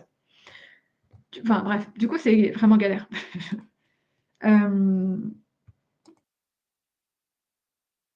Voilà. Comme pour NVivo, bon, pour Excel et NVivo, dans tous les cas, il est préférable d'utiliser une arborescence limitée, c'est-à-dire un niveau hiérarchique, on ne descend pas à on reste à un sous-dossier, un sous-sous-dossier, un sous-sous-sous-sous-dossier. Ces deux logiciels ne sont pas faits pour ça. Et par ailleurs, sur Excel, effectivement, si on a une arborescence qui est trop grande, avec un nombre de variables, sous-sous-variables, sous-sous-sous-sous-variables, qui seraient dans les premières lignes, ça va forcément gêner aussi l'utilisation des filtres. Et les filtres sont assez pratiques pour l'analyse quali. Pour Excel, effectivement, dans Excel, on peut créer, supprimer, renommer des codes. C'est facile dans Excel. Mais par contre, dans Excel, si on veut fusionner ou modifier la hiérarchie des codes, c'est plus compliqué. Du coup, c'est une rigidité qui influence le type d'inférence privilégié. Et plus exactement, NVivo permet une analyse inductive, abductive, déductive, hypothético-déductive, alors qu'Excel se prête surtout à l'analyse hypothético-déductive. Il est donc préférable de fixer les codes avant de commencer le codage dans Excel. Enfin, l'absence de fonction dédiée au codage dans Excel implique de répéter manuellement les copier-coller, ce qui est particulièrement ennuyeux, notamment pour une approche déductive où on n'a pas vraiment le loisir de s'interroger sur son propre codage, on a juste à remplir un fichier Excel et c'est vraiment très fatigant. Je considère donc dans cette partie 3 que NVivo est supérieur à Excel en matière de flexibilité du codage, d'inférence et de réflexivité. Y a-t-il des questions avant la partie 4 ?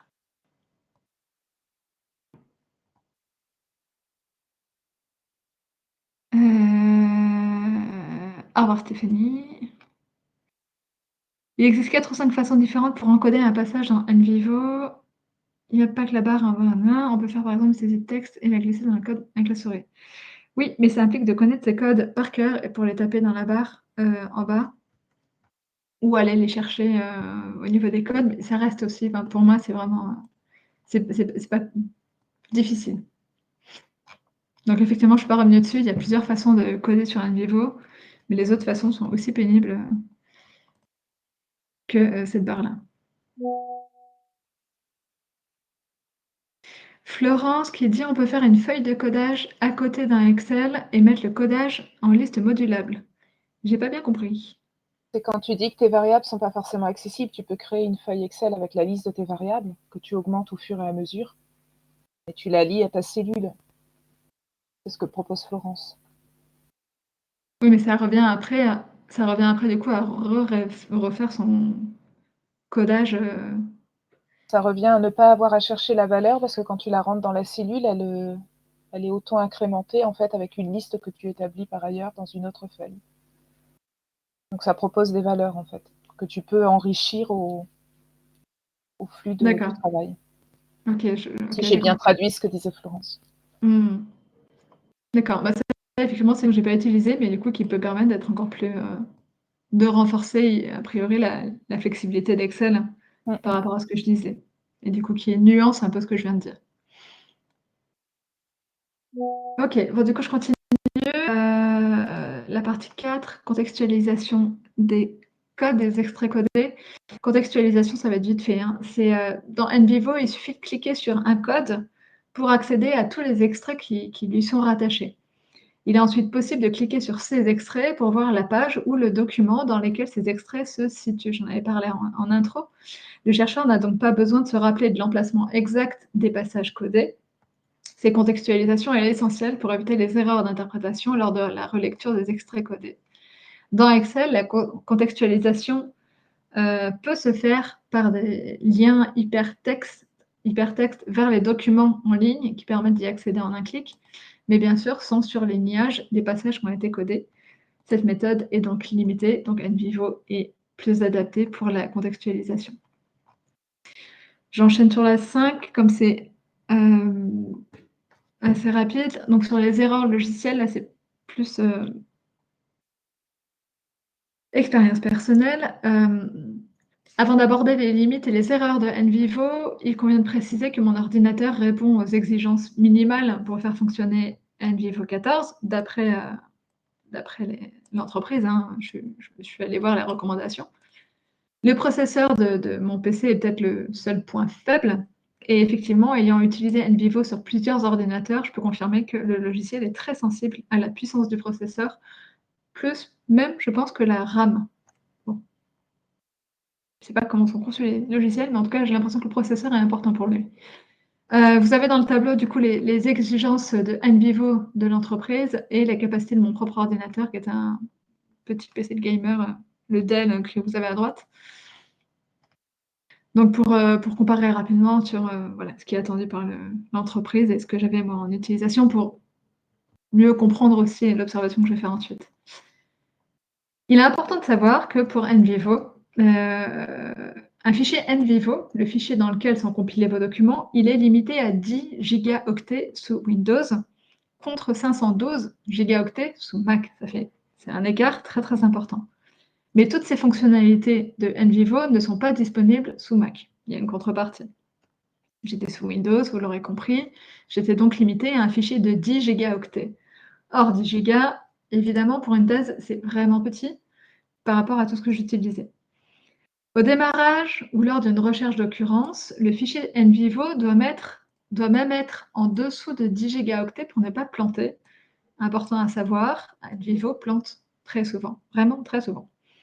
Or, pour ma thèse, j'ai dû répartir mon travail sur environ 10 fichiers NVivo différents en raison de leur volume. Il m'était donc impossible d'utiliser certaines fonctionnalités, tout ce qui est mémo, annotation, les liens voir aussi, les sets, etc. Impossible, parce que du coup, je ne pouvais pas trianguler, vu que tous mes fichiers étaient répartis un peu ailleurs. Les premières analyses et ma to-do list ont donc été consignées dans un carnet de thèse et un fichier Word. Un fichier NVivo peut prendre 15 à 30 secondes pour s'ouvrir, il peut échouer à se lancer des fois s'il dépasse 8 ou 9 gigas sous Windows. De même, l'importation de documents peut être très lente, elle peut finir par échouer aussi. Importer plusieurs gigas de données peut durer plusieurs dizaines de minutes. Et le codage peut aussi prendre parfois entre 2 à 3 secondes pour chaque action dans un gros fichier d'analyse ou sur des données volumineuses. Autre point important, la recherche d'occurrence. Si l'on utilise au moins 3 opérateurs booléens et si la reconnaissance optique de caractères est de mauvaise qualité, alors la recherche peut durer, et j'insiste, plusieurs dizaines d'heures. Elle peut aussi planter après 24 heures si le fichier dépasse 9 gigas, par exemple. Les opérateurs booléens, rapidement, c'est tous les petits mots-clés et ou les astérix pour les mots racines, les parenthèses, les guillemets, etc. Tout ce qui permet en gros de faire une recherche d'occurrence, une recherche textuelle dans votre corpus.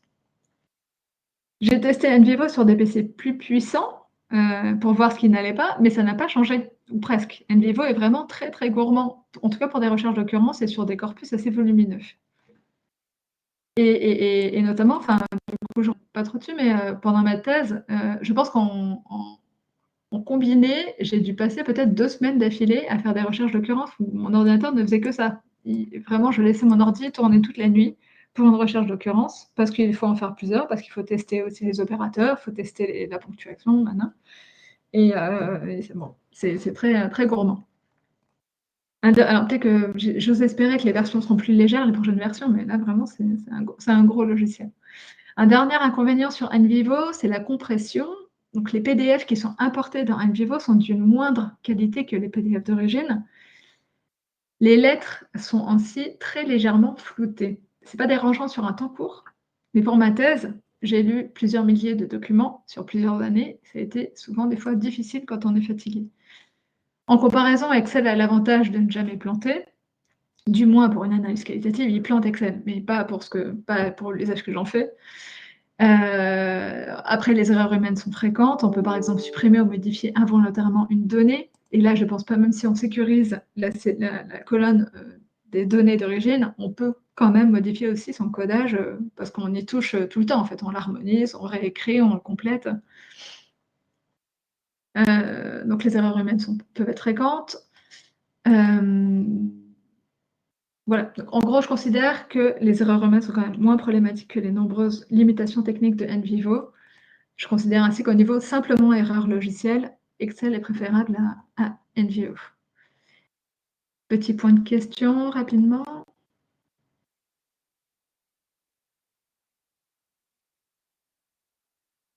Pour répondre à Mathieu, c'était quelle version NVivo? C'est la NVivo 12. Peut-être qu'il plantait plus que NVivo 14, hein, parce que NVivo 14, je l'ai utilisé sur des trucs plus récents.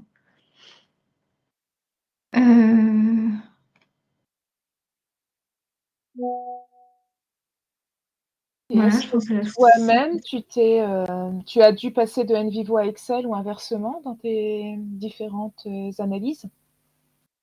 Ça, c'est l'objet de mon ouverture en conclusion. Ah, excuse-moi d'anticiper, alors je garde ma question pour après, si jamais. Non, mais du coup, ce sera l'ouverture hein, qui dira il faut creuser davantage cette complémentarité entre NVivo et Excel. Non, j'ai eu très peu passé d'un logiciel à l'autre. Ça se fait beaucoup pour des questionnaires, de faire des. Ouais, ça se fait beaucoup. Moi, je l'ai très peu fait. Ok. Mais c'est une très bonne question. Hein. Parce que ça se fait dans la pratique. Hein. Oui, oui, bah surtout quand tu es habitué à faire des scripts, justement, ou à sortir des logiciels, tu les réinjectes après tes données, donc dans l'un ou dans l'autre, selon les besoins et les utilités. Du coup, il y a une question de Solène qui est arrivée. Je te laisse lire, tu as tes lunettes, toi. Quelle taille font les fichiers Excel que vous analysez? Combien de lignes, par exemple? Pas beaucoup. C'est de l'analyse quali. Donc, au max, ce que j'avais fait, c'était entre 90 et 100, peut-être 100 variables max. Donc 100 colonnes. Ça, c'est facile à gérer sur Excel. Et au niveau ligne, chaque ligne correspondait à un document. Donc, pour mes 2 projets, je pense que ça ne dépassait pas 200 lignes. C'est vraiment tout petit pour Excel. Et c'est largement. C'est ce qui fait que Excel ne plantait pas. Parce que c'est tout petit pour Excel. Parce que mon utilisation est toute petite par rapport à ce qu'on peut en faire. Quelle version d'Excel recommanderiez-vous?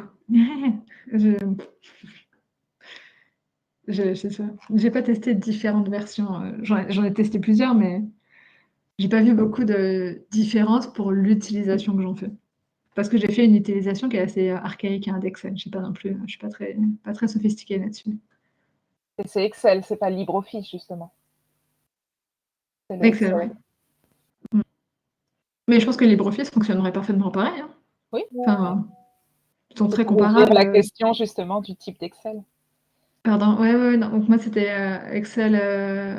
Là, j'ai mis mon article porte sur 2021, mais j'ai fait des Excel avant et c'est pas de différence. Et je pense que LibreOffice fonctionnerait tout aussi bien que Excel. Et c'est vraiment la plus-value aussi, c'est que du coup, là, on a un vrai équivalent gratuit. Contrairement à NVivo, où j'ai du mal à avoir des équivalents gratuits. Excel a des vrais équivalents gratuits accessibles. Ok, je continue. Oui.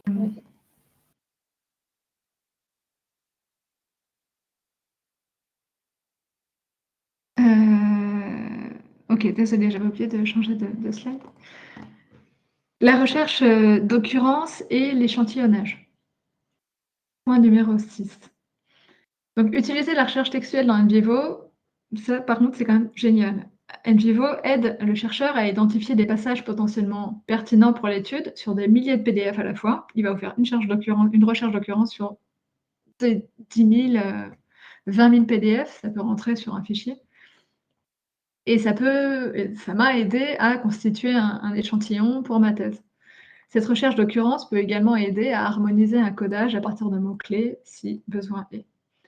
Mais NVivo utilise ses propres opérateurs booléens, bon, comme beaucoup de logiciels, mais surtout, il est je trouve, trop sensible à la ponctuation. Par exemple, pour ma thèse, j'ai identifié au moins 3 typographies différentes pour les apostrophes, courbes, non courbes, ça on connaît, et une sorte de troisième typographie d'apostrophe qui est complètement différente que les courbes, non courbes classiques qu'on connaît. Bref, fallait que le même mot, fallait que je le répète 3 fois, genre D apostrophe ou le L apostrophe, parce qu'il ne prend pas le mot tout seul, il prend le L apostrophe d'hypothèse, par exemple. Donc, il faut faire gaffe à la ponctuation qu'on utilise. La recherche d'occurrences a été déterminante pour ma part pour répondre aux questions de ma thèse. Donc, où apparaissent des occurrences des groupes d'intérêt dans les données? Quelles politiques sont associées à ces occurrences? Comment la population cible est désignée? Sans papier, clandestin. En recherchant les noms des groupes d'intérêt et des politiques publiques dans les documents et en observant le vocabulaire utilisé pour décrire les étrangers en situation irrégulière, j'ai pu croiser ces occurrences avec l'aide des outils du NVivo. Cette analyse a mis en lumière les politiques sur lesquelles les groupes d'intérêt militaient en priorité et les positions, a priori plutôt positives ou négatives, de ces groupes d'intérêt à l'égard des sans-papiers. La recherche d'occurrence sur Excel est moins perfectionnée, elle est même, on peut le dire, complètement nulle. Elle est également fastidieuse car le logiciel retourne les résultats par cellule et non à l'intérieur même de la cellule. Donc, lorsque vous avez une cellule qui est remplie à 33 000 caractères, Excel va vous dire « Ok, le mot apparaît dans cette cellule, mais après, il faut aller rechercher le mot dans cette cellule, qui est un enfer. » Donc, NVivo est beaucoup plus utile pour la recherche d'occurrence et d'échantillonnage que Excel. Je reviens rapidement sur la question, sur la partie 7, la triangulation qualitative des données. Donc, pour rappel, pour ma thèse, j'ai des contraintes de ne pas dépasser 10 gigas par fichier NVivo. Or, cette fragmentation limite intrinsèquement la triangulation des données car je ne peux pas faire de connexion entre certains types de documents. Pour rappel, la triangulation, c'est donc le fait de croiser des éléments entre eux.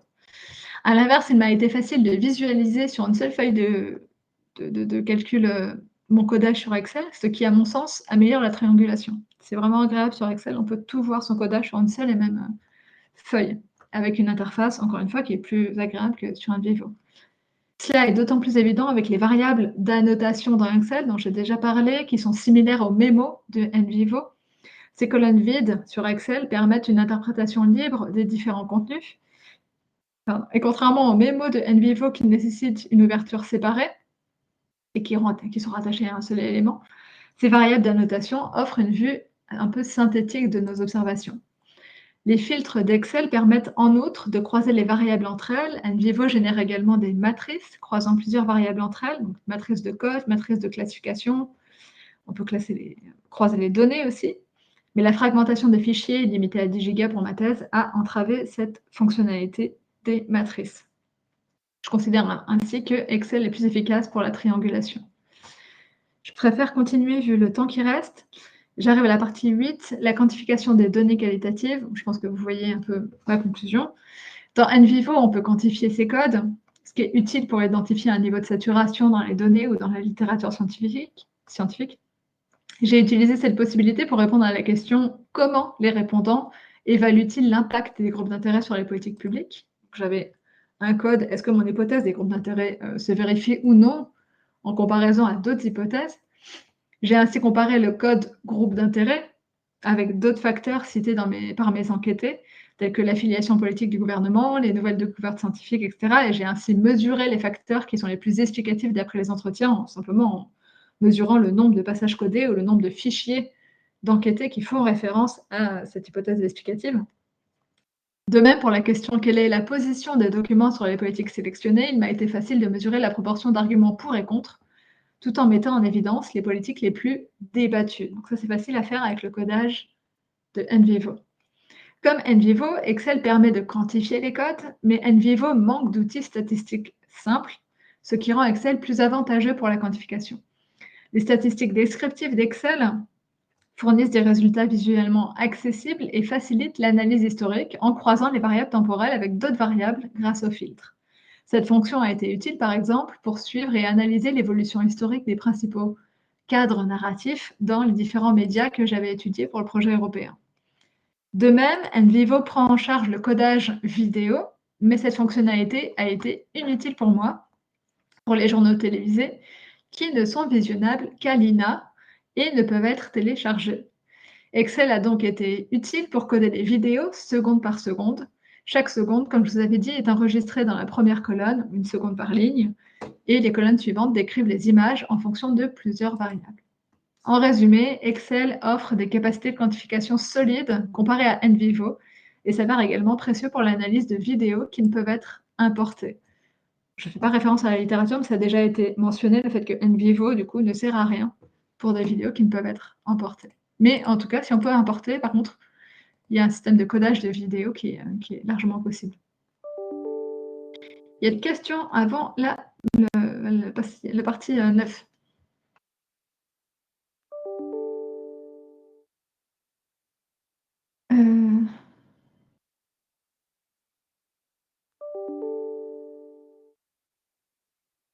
Office Excel 365, je l'avais testé aussi.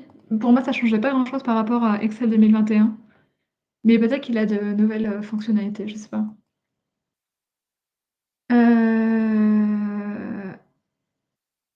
Ok, merci Mathieu pour la présentation. Donc, Mathieu Guillonnet dit qu'il y a une présentation récente de moins de 2 mois sur les comparaisons entre Qualcoder, NVivo et Atlas TI et MaxQDA sur YouTube. Donc, vous avez la référence YouTube dans le chat. Et on mettra tout ça en ligne avec la mise en ligne de ton tuto, bien évidemment. Merci Mathieu. Bon, je n'attends pas la fin de l'écriture des questions, Jean-Anne. Non, je pense que tu peux enchaîner. Parce qu'il reste plus beaucoup de temps. La reformulation des données, partie 9. J'en suis. Un avantage supplémentaire d'Excel est la capacité du chercheur à reformuler ses données au sein des cellules. Cette reformulation permet de synthétiser d'une manière différente les données au sein d'un code. Avec Excel, la description du corpus peut donc être plus détaillée et plus complexe que sur NVivo, bien qu'elle tende à être plus désordonnée, puisqu'il n'est pas nécessaire d'harmoniser le contenu de ces cellules. La reformulation aide aussi à la réorganisation des données, ça on l'avait déjà vu. Je m'en suis servi notamment pour l'analyse des débats parlementaires, pour regrouper les différentes interventions orales d'un même locuteur sur une journée, des parlementaires ou des ministres. De même, pour l'analyse des articles de presse et des journaux télévisés, il a été très utile de rassembler dans une seule cellule l'ensemble des citations attribuées à une même personne, mais dispersées à différents endroits d'un article de presse ou d'un JT. Ça, c'est pour la partie réorganisation un peu des données dans une cellule. Dans NVivo, la reformulation peut être réalisée grâce à des matrices cadres, ce qu'on appelle des framework matrices, reliant K et code. On demande à NVivo de générer une matrice entre K et code, et c'est à nous de remplir les cellules une à une. Pour l'analyse médiatique que j'ai menée, chaque article de presse et chaque séquence télévisée devenait dans cette hypothèse un K, et chaque variable devenait un code. NVivo, comme vous le voyez dans la présentation, m'aurait alors permis de travailler avec 2 fenêtres. Une fenêtre pour les données empiriques et une autre fenêtre pour un tableau où les cellules peuvent être remplies manuellement. Donc, vous le voyez ici. Ce dispositif offre 2 avantages qui ne sont pas négligeables. Premièrement, cliquer sur une cellule ouvre directement le document correspondant, article de presse ou séquence télé, ce qui facilite un codage et une contextualisation plus rapide. Deuxièmement, chaque cellule peut contenir jusqu'à 8000 caractères. J'ai fait un peu ma tambouille pour voir jusqu'où ça allait. 8000 caractères, ce qui est suffisant pour de nombreuses études. Mais, évidemment, il y a un mais, ce tableau est contraignant pour 3 raisons. Premièrement, il nécessite la création d'environ 90 codes, ce qui complique inutilement le codage dans NVivo, comme nous l'avons vu. Deuxièmement, la gestion de ce tableau devient ardue avec de nombreuses variables. Les fonctionnalités d'affichage d'Excel sont plus performantes. Et enfin, une reconnaissance optique de caractère médiocre peut compromettre ce processus, comme vous le voyez dans l'exemple que je vous donne ici. C'est le même exemple de Foucault que vous avez vu précédemment lorsque je vous présentais les différentes façons de coder sur NVivo. Eh ben, on arrivait à coder avec l'OCR de NVivo, mais lorsqu'on lui demande de faire ce travail-là, de réafficher le document malgré l'ossérisation, on a ce genre de symbole bizarre. Donc, il faut quand même une ossérisation qui soit de très bonne qualité pour faire ce genre d'analyse par matrice cadre. 10e partie, le fétichisme du codage. Bon, ça c'est une partie qui est très traitée dans la littérature, sur laquelle je suis d'accord. Les CAGDAS peuvent créer une proximité excessive avec les données empiriques, ce qui risque de submerger le chercheur d'informations. Dans la littérature, cette aliénation est désignée par l'expression fétichisme du codage. Il y a d'autres expressions. Et donc, comme je vous ai dit, je suis complètement d'accord avec ces observations. En effet, d'une part, le codage peut être à tort assimilé à une rigueur scientifique en raison de la quantification qu'il permet, par exemple. D'autre part, se concentrer sur le codage d'un échantillon limite souvent le temps consacré à la rédaction, surtout pour des débutants. Ma thèse, en tant que jeune chercheuse, a souffert de cette aliénation et je suis un peu tombée dans ce fétichisme. Mon directeur m'a notamment reproché de ne pas avoir consacré suffisamment de temps à la rédaction, et c'est vrai, j'ai arrêté ma thèse alors que lui voulait que j'y reste encore 6 mois. Et je suis d'accord avec lui pour dire que mes allers-retours entre les données, les résultats et la littérature scientifique ont été insuffisants. Le fétichisme du codage existe aussi dans Excel, évidemment. Un corpus volumineux ou un trop grand nombre de variables peut pousser les chercheurs à coder rapidement leurs données sans avoir le temps vraiment de réfléchir à ce qu'ils font. Cette contrainte temporelle se manifeste de deux manières. D'une part, une sous-utilisation des variables d'annotation et une survalorisation des résultats quantitatifs pour compenser un peu les lacunes de l'analyse qualitative. Ces problèmes ont été particulièrement visibles dans le projet européen où je devais coder les médias en peu de temps. J'ai malheureusement peu utilisé les variables d'annotation malgré leur flexibilité analytique.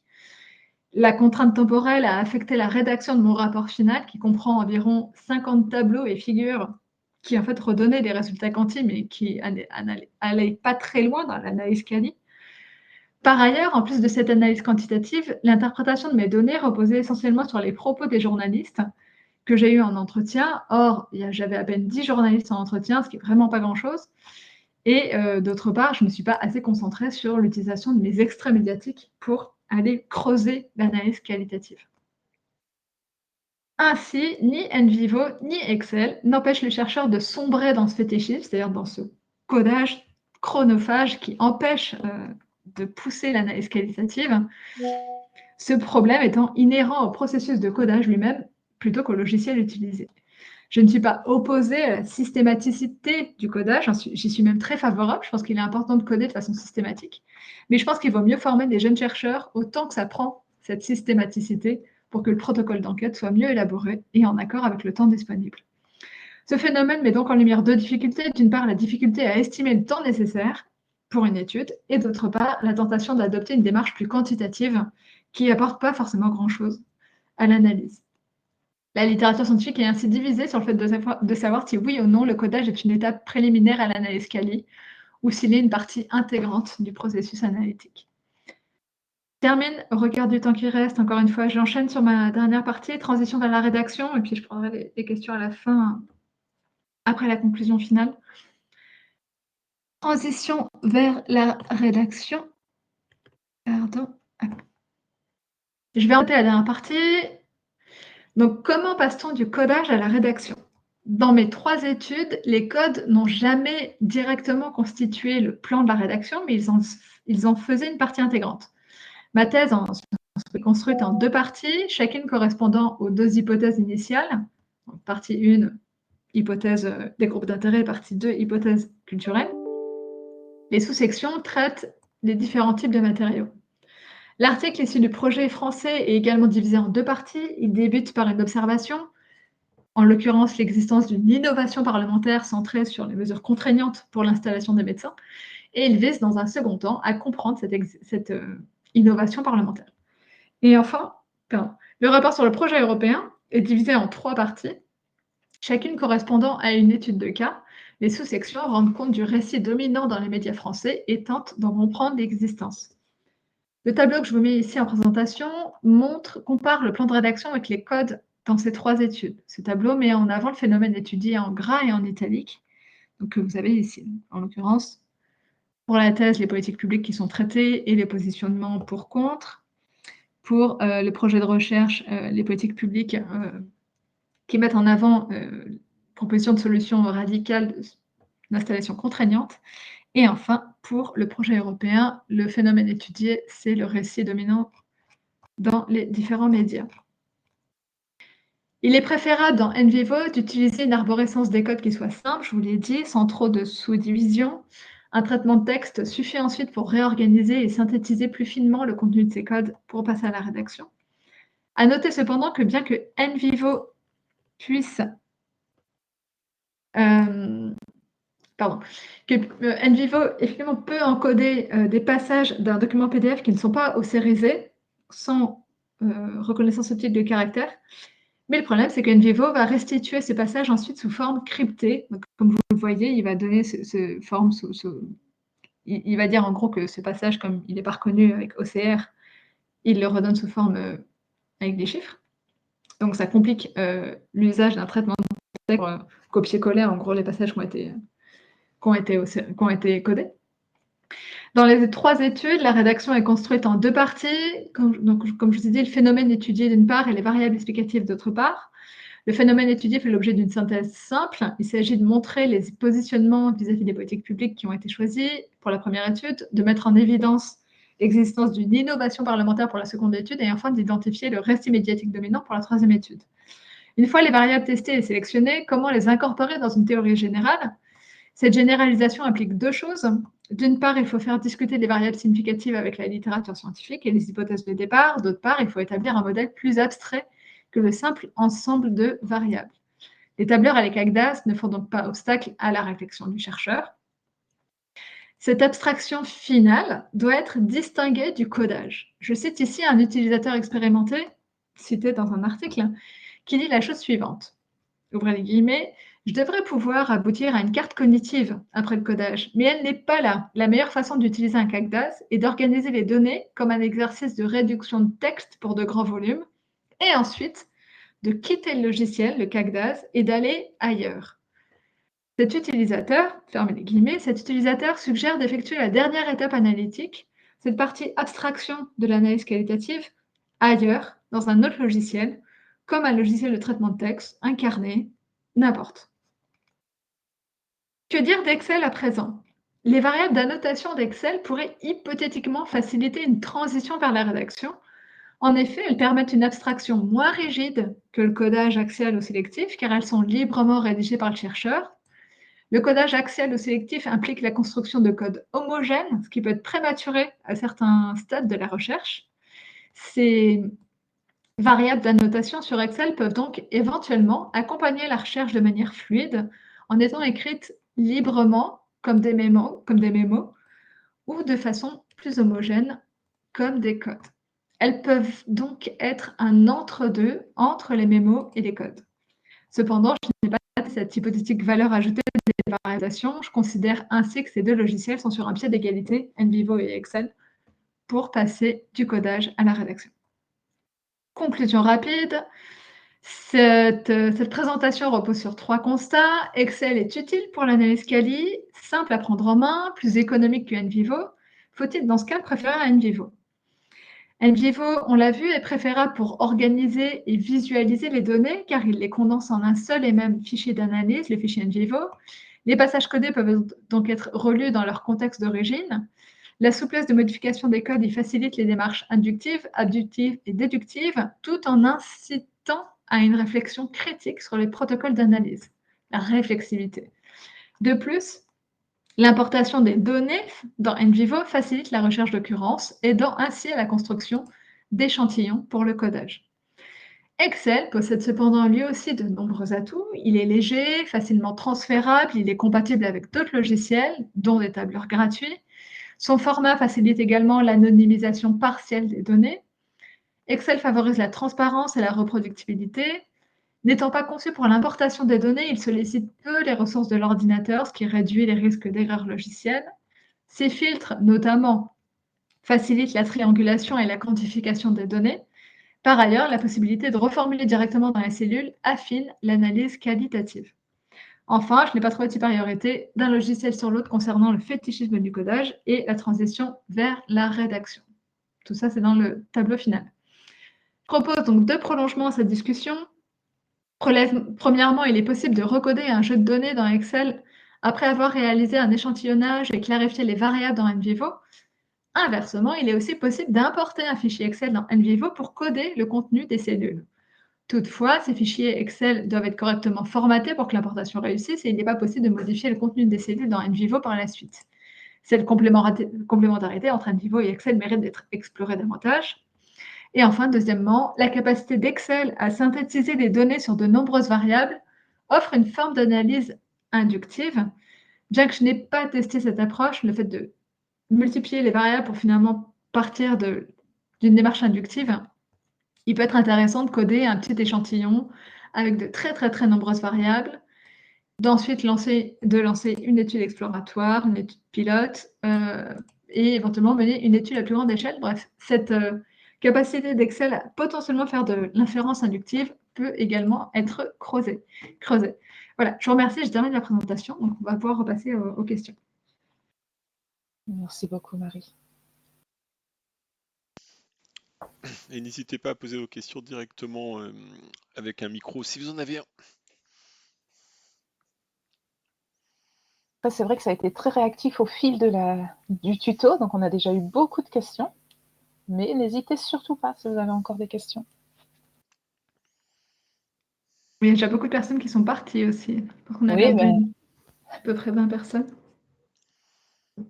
Et moi, tu as répondu à une des questions qui était sur le contenu d'une cellule, où en fait, tu avais beaucoup parlé en début de tuto sur le fait qu'une cellule était limitée en termes de nombre de caractères sur Excel, même si c'est énorme. Mais là, après, tu as donné le chiffre pour NVivo, donc au final, il y a cette même limite, en fait, des deux côtés, le nombre de caractères est limité. À peu près donc 33 000 caractères sur Excel et je vous avais dit quoi? 8 000 sur NVivo, je crois. Ce qui est beaucoup moindre. Là, pendant que les gens écrivent, mais j'ai été surpris par ta limite des 10 gigas, parce qu'en fait, c'est quand même énorme, un fichier de 10 gigas. Et je me suis demandé comment tu étais arrivé à 100 gigas. Parce que notamment, comme j'avais un peu utilisé NVivo quand tu avais les entretiens, tu n'étais pas obligé de les intégrer, par exemple, dans ta base de données, quoi, toi, des choses comme ça, pour limiter la taille de la base. Mais voilà, quoi, parce que je pense qu'effectivement, si tu as un fichier de 100 gigas, oui, ça doit être... quoi, 10, ouais, quoi, 100 gigas, 10 fois 10 gigas, ça doit être de toute façon dur à manipuler, quel que soit le logiciel, quoi. Parce que ce que tu C'est là où... t'as pas dit, oui, c'est que le NVivo crée un seul fichier. Quoi, sa base de données fait qu'il y a un seul fichier avec tout. C'est-à-dire que si on met les MP3 des entretiens, il les garde tels quels. Si on met des waves, c'est encore pire, il les garde tels quels. Si on met des images, il va les garder tels quels, etc. Donc il va tout incorporer dans un seul fichier. Et donc quand il ouvre la base, j'ai l'impression qu'il ouvre tout. Mais je me trompe peut-être. Et donc voilà, qu'est-ce que tu as fait pour arriver à des tailles pareilles? Alors pour la thèse, le fichier entretien, il n'était pas très... Je ne mettais pas les enregistrements, je mettais juste transcription intégrale. Donc ça, pas de problème. Et ensuite, au niveau des données, les rapports d'administration. Donc là, j'avais de mémoire, j'en avais peut-être 100 rapports du côté de la France et à peu près 100 rapports du côté des États-Unis. Pas de problème. Ça rentrait. Au niveau des archives parlementaires, c'était plus compliqué parce que du coup, j'avais beaucoup de débats parlementaires et de rapports parlementaires et là, ça devenait un peu lourd. Donc là, mais je crois que ça rentrait quand même en un fichier. Mais en tout cas, au niveau cumulatif, ça ne marchait plus. Au niveau des groupes d'intérêt, j'avais à peu près, je ne sais plus, à peu près genre 800 communiqués côté américain et à peu près 1000 communiqués côté français. Mais pareil, il me fallait un fichier NVivo, ça marchait. Enfin, par type de données, un fichier marchait. Mais et encore, non, ça remonte à loin, hein. Mais je crois que même les rapports parlementaires, non, j'avais un fichier NVivo pour des rapports parlementaires et un fichier NVivo pour les débats parlementaires, parce que les deux ne rentraient pas ensemble. Et les articles de presse, j'avoue que je m'étais fait un peu plaisir sur Europress et Factiva, et du coup, j'avais là, la presse, je pense que j'avais, ça se comptait en plusieurs dizaines de milliers d'articles de presse que j'ai ensuite échantillonnés pour l'analyse quali, évidemment. Mais du coup, j'ai fait de l'analyse quanti sur plusieurs dizaines de milliers de fichiers. Et là, c'était plus conséquent. Je crois que j'avais mis le exact pour me la raconter un peu dans mon résumé de thèse, du nombre de fichiers que j'avais utilisés. Parce Donc que voilà, ça donc fait c'est pour ça perdre, que en tout j'arrivais cas, pas. ça fait perdre, c'est sûr, une grosse partie de l'intérêt de NVivo, qui est de pouvoir avoir plein de fichiers de types différents dans une seule, Bah dans oui. une seule base de données, quoi. Mm. Oui, parce que sinon, il y a quand même de très beaux outils sur NVivo, quoi, qu'il faut pas négliger. Euh, Et puis, il y a une question de Léa qui est arrivée entre-temps. Alors, question de Léa. Si une phrase a plusieurs codes sur Excel, comment on fait? Est-ce qu'on copie-colle la phrase dans une autre cellule pour lui attribuer le deuxième numéro de code, ou est-ce qu'on met 2 numéros de code dans une seule et même cellule? C'est très clair. Ça dépend de comment déjà on organise son codage sur Excel, parce qu'on peut aussi mettre les codes. Enfin, oui, dans ce cas-là, spontanément, je dirais on copie-colle la phrase dans dans les différentes colonnes. Il y a beaucoup de copier-coller sur Excel, ce qui est pas très stimulant intellectuellement. Et toujours un peu angoissant informatiquement.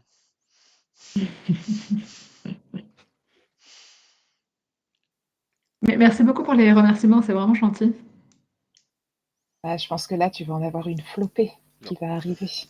Oui, Parce que ça sent la fin, donc en général, ça finit avec un fleuve de remerciements. Mais c'était chouette, Marée. il y avait du monde quand même, non? Oui, on est monté à près de 90 personnes. Et donc, je ne sais pas si ça sonne la fin, si vous avez... Oui. A priori, ça sonne la fin, tu vois, il n'y a Là, plus je de crois qu'il n'y a questions. plus de questions. En tout cas, merci beaucoup, c'était effectivement très clair. Merci aux participants qui nous ont donné des précisions quand même dans un certain nombre de cas, donc ce qui nous permet de continuer à réfléchir avec l'intervenant, comme c'est souvent le cas dans les tutos à mater. Donc les tutos sont terminés pour cette année. C'était notre dernier tuto de la saison 24-25. On est déjà sur le programme 25-26, mais on n'a encore aucune date ni rien annoncé. Comme d'habitude, ça sera annoncé sur le site web des tutos, quoi, de Maté SHS, dans la rubrique tuto à Maté, et puis bien entendu sur la liste de diffusion de Maté. Donc voilà. Il y avait une Merci question encore. juste sur la retranscription. Donc, je le rappelle, je l'avais dit au début, tout ce qui est la présentation, cette présentation-là que vous avez en PDF sera sur le site, si j'ai bien compris. Et si je peux mettre éventuellement tout mon speech oral, ce sera en plus clair, je pense, que les slides qui ne sont pas très nombreux. Ouais, aucun problème. Ouais. Tout sera sur le site et normalement ce soir. Waouh! Avec la rapidité légendaire de la mise en ligne de Damien. Mais vraiment, merci à toutes et tous pour cette année de suivi de tuto, parce que vous avez été nombreux à nous regarder, et puis particulièrement aujourd'hui. Donc, merci à vous de rendre ces tutos aussi vivants et intéressants, parce que c'est grâce à vous aussi que tout ça peut exister.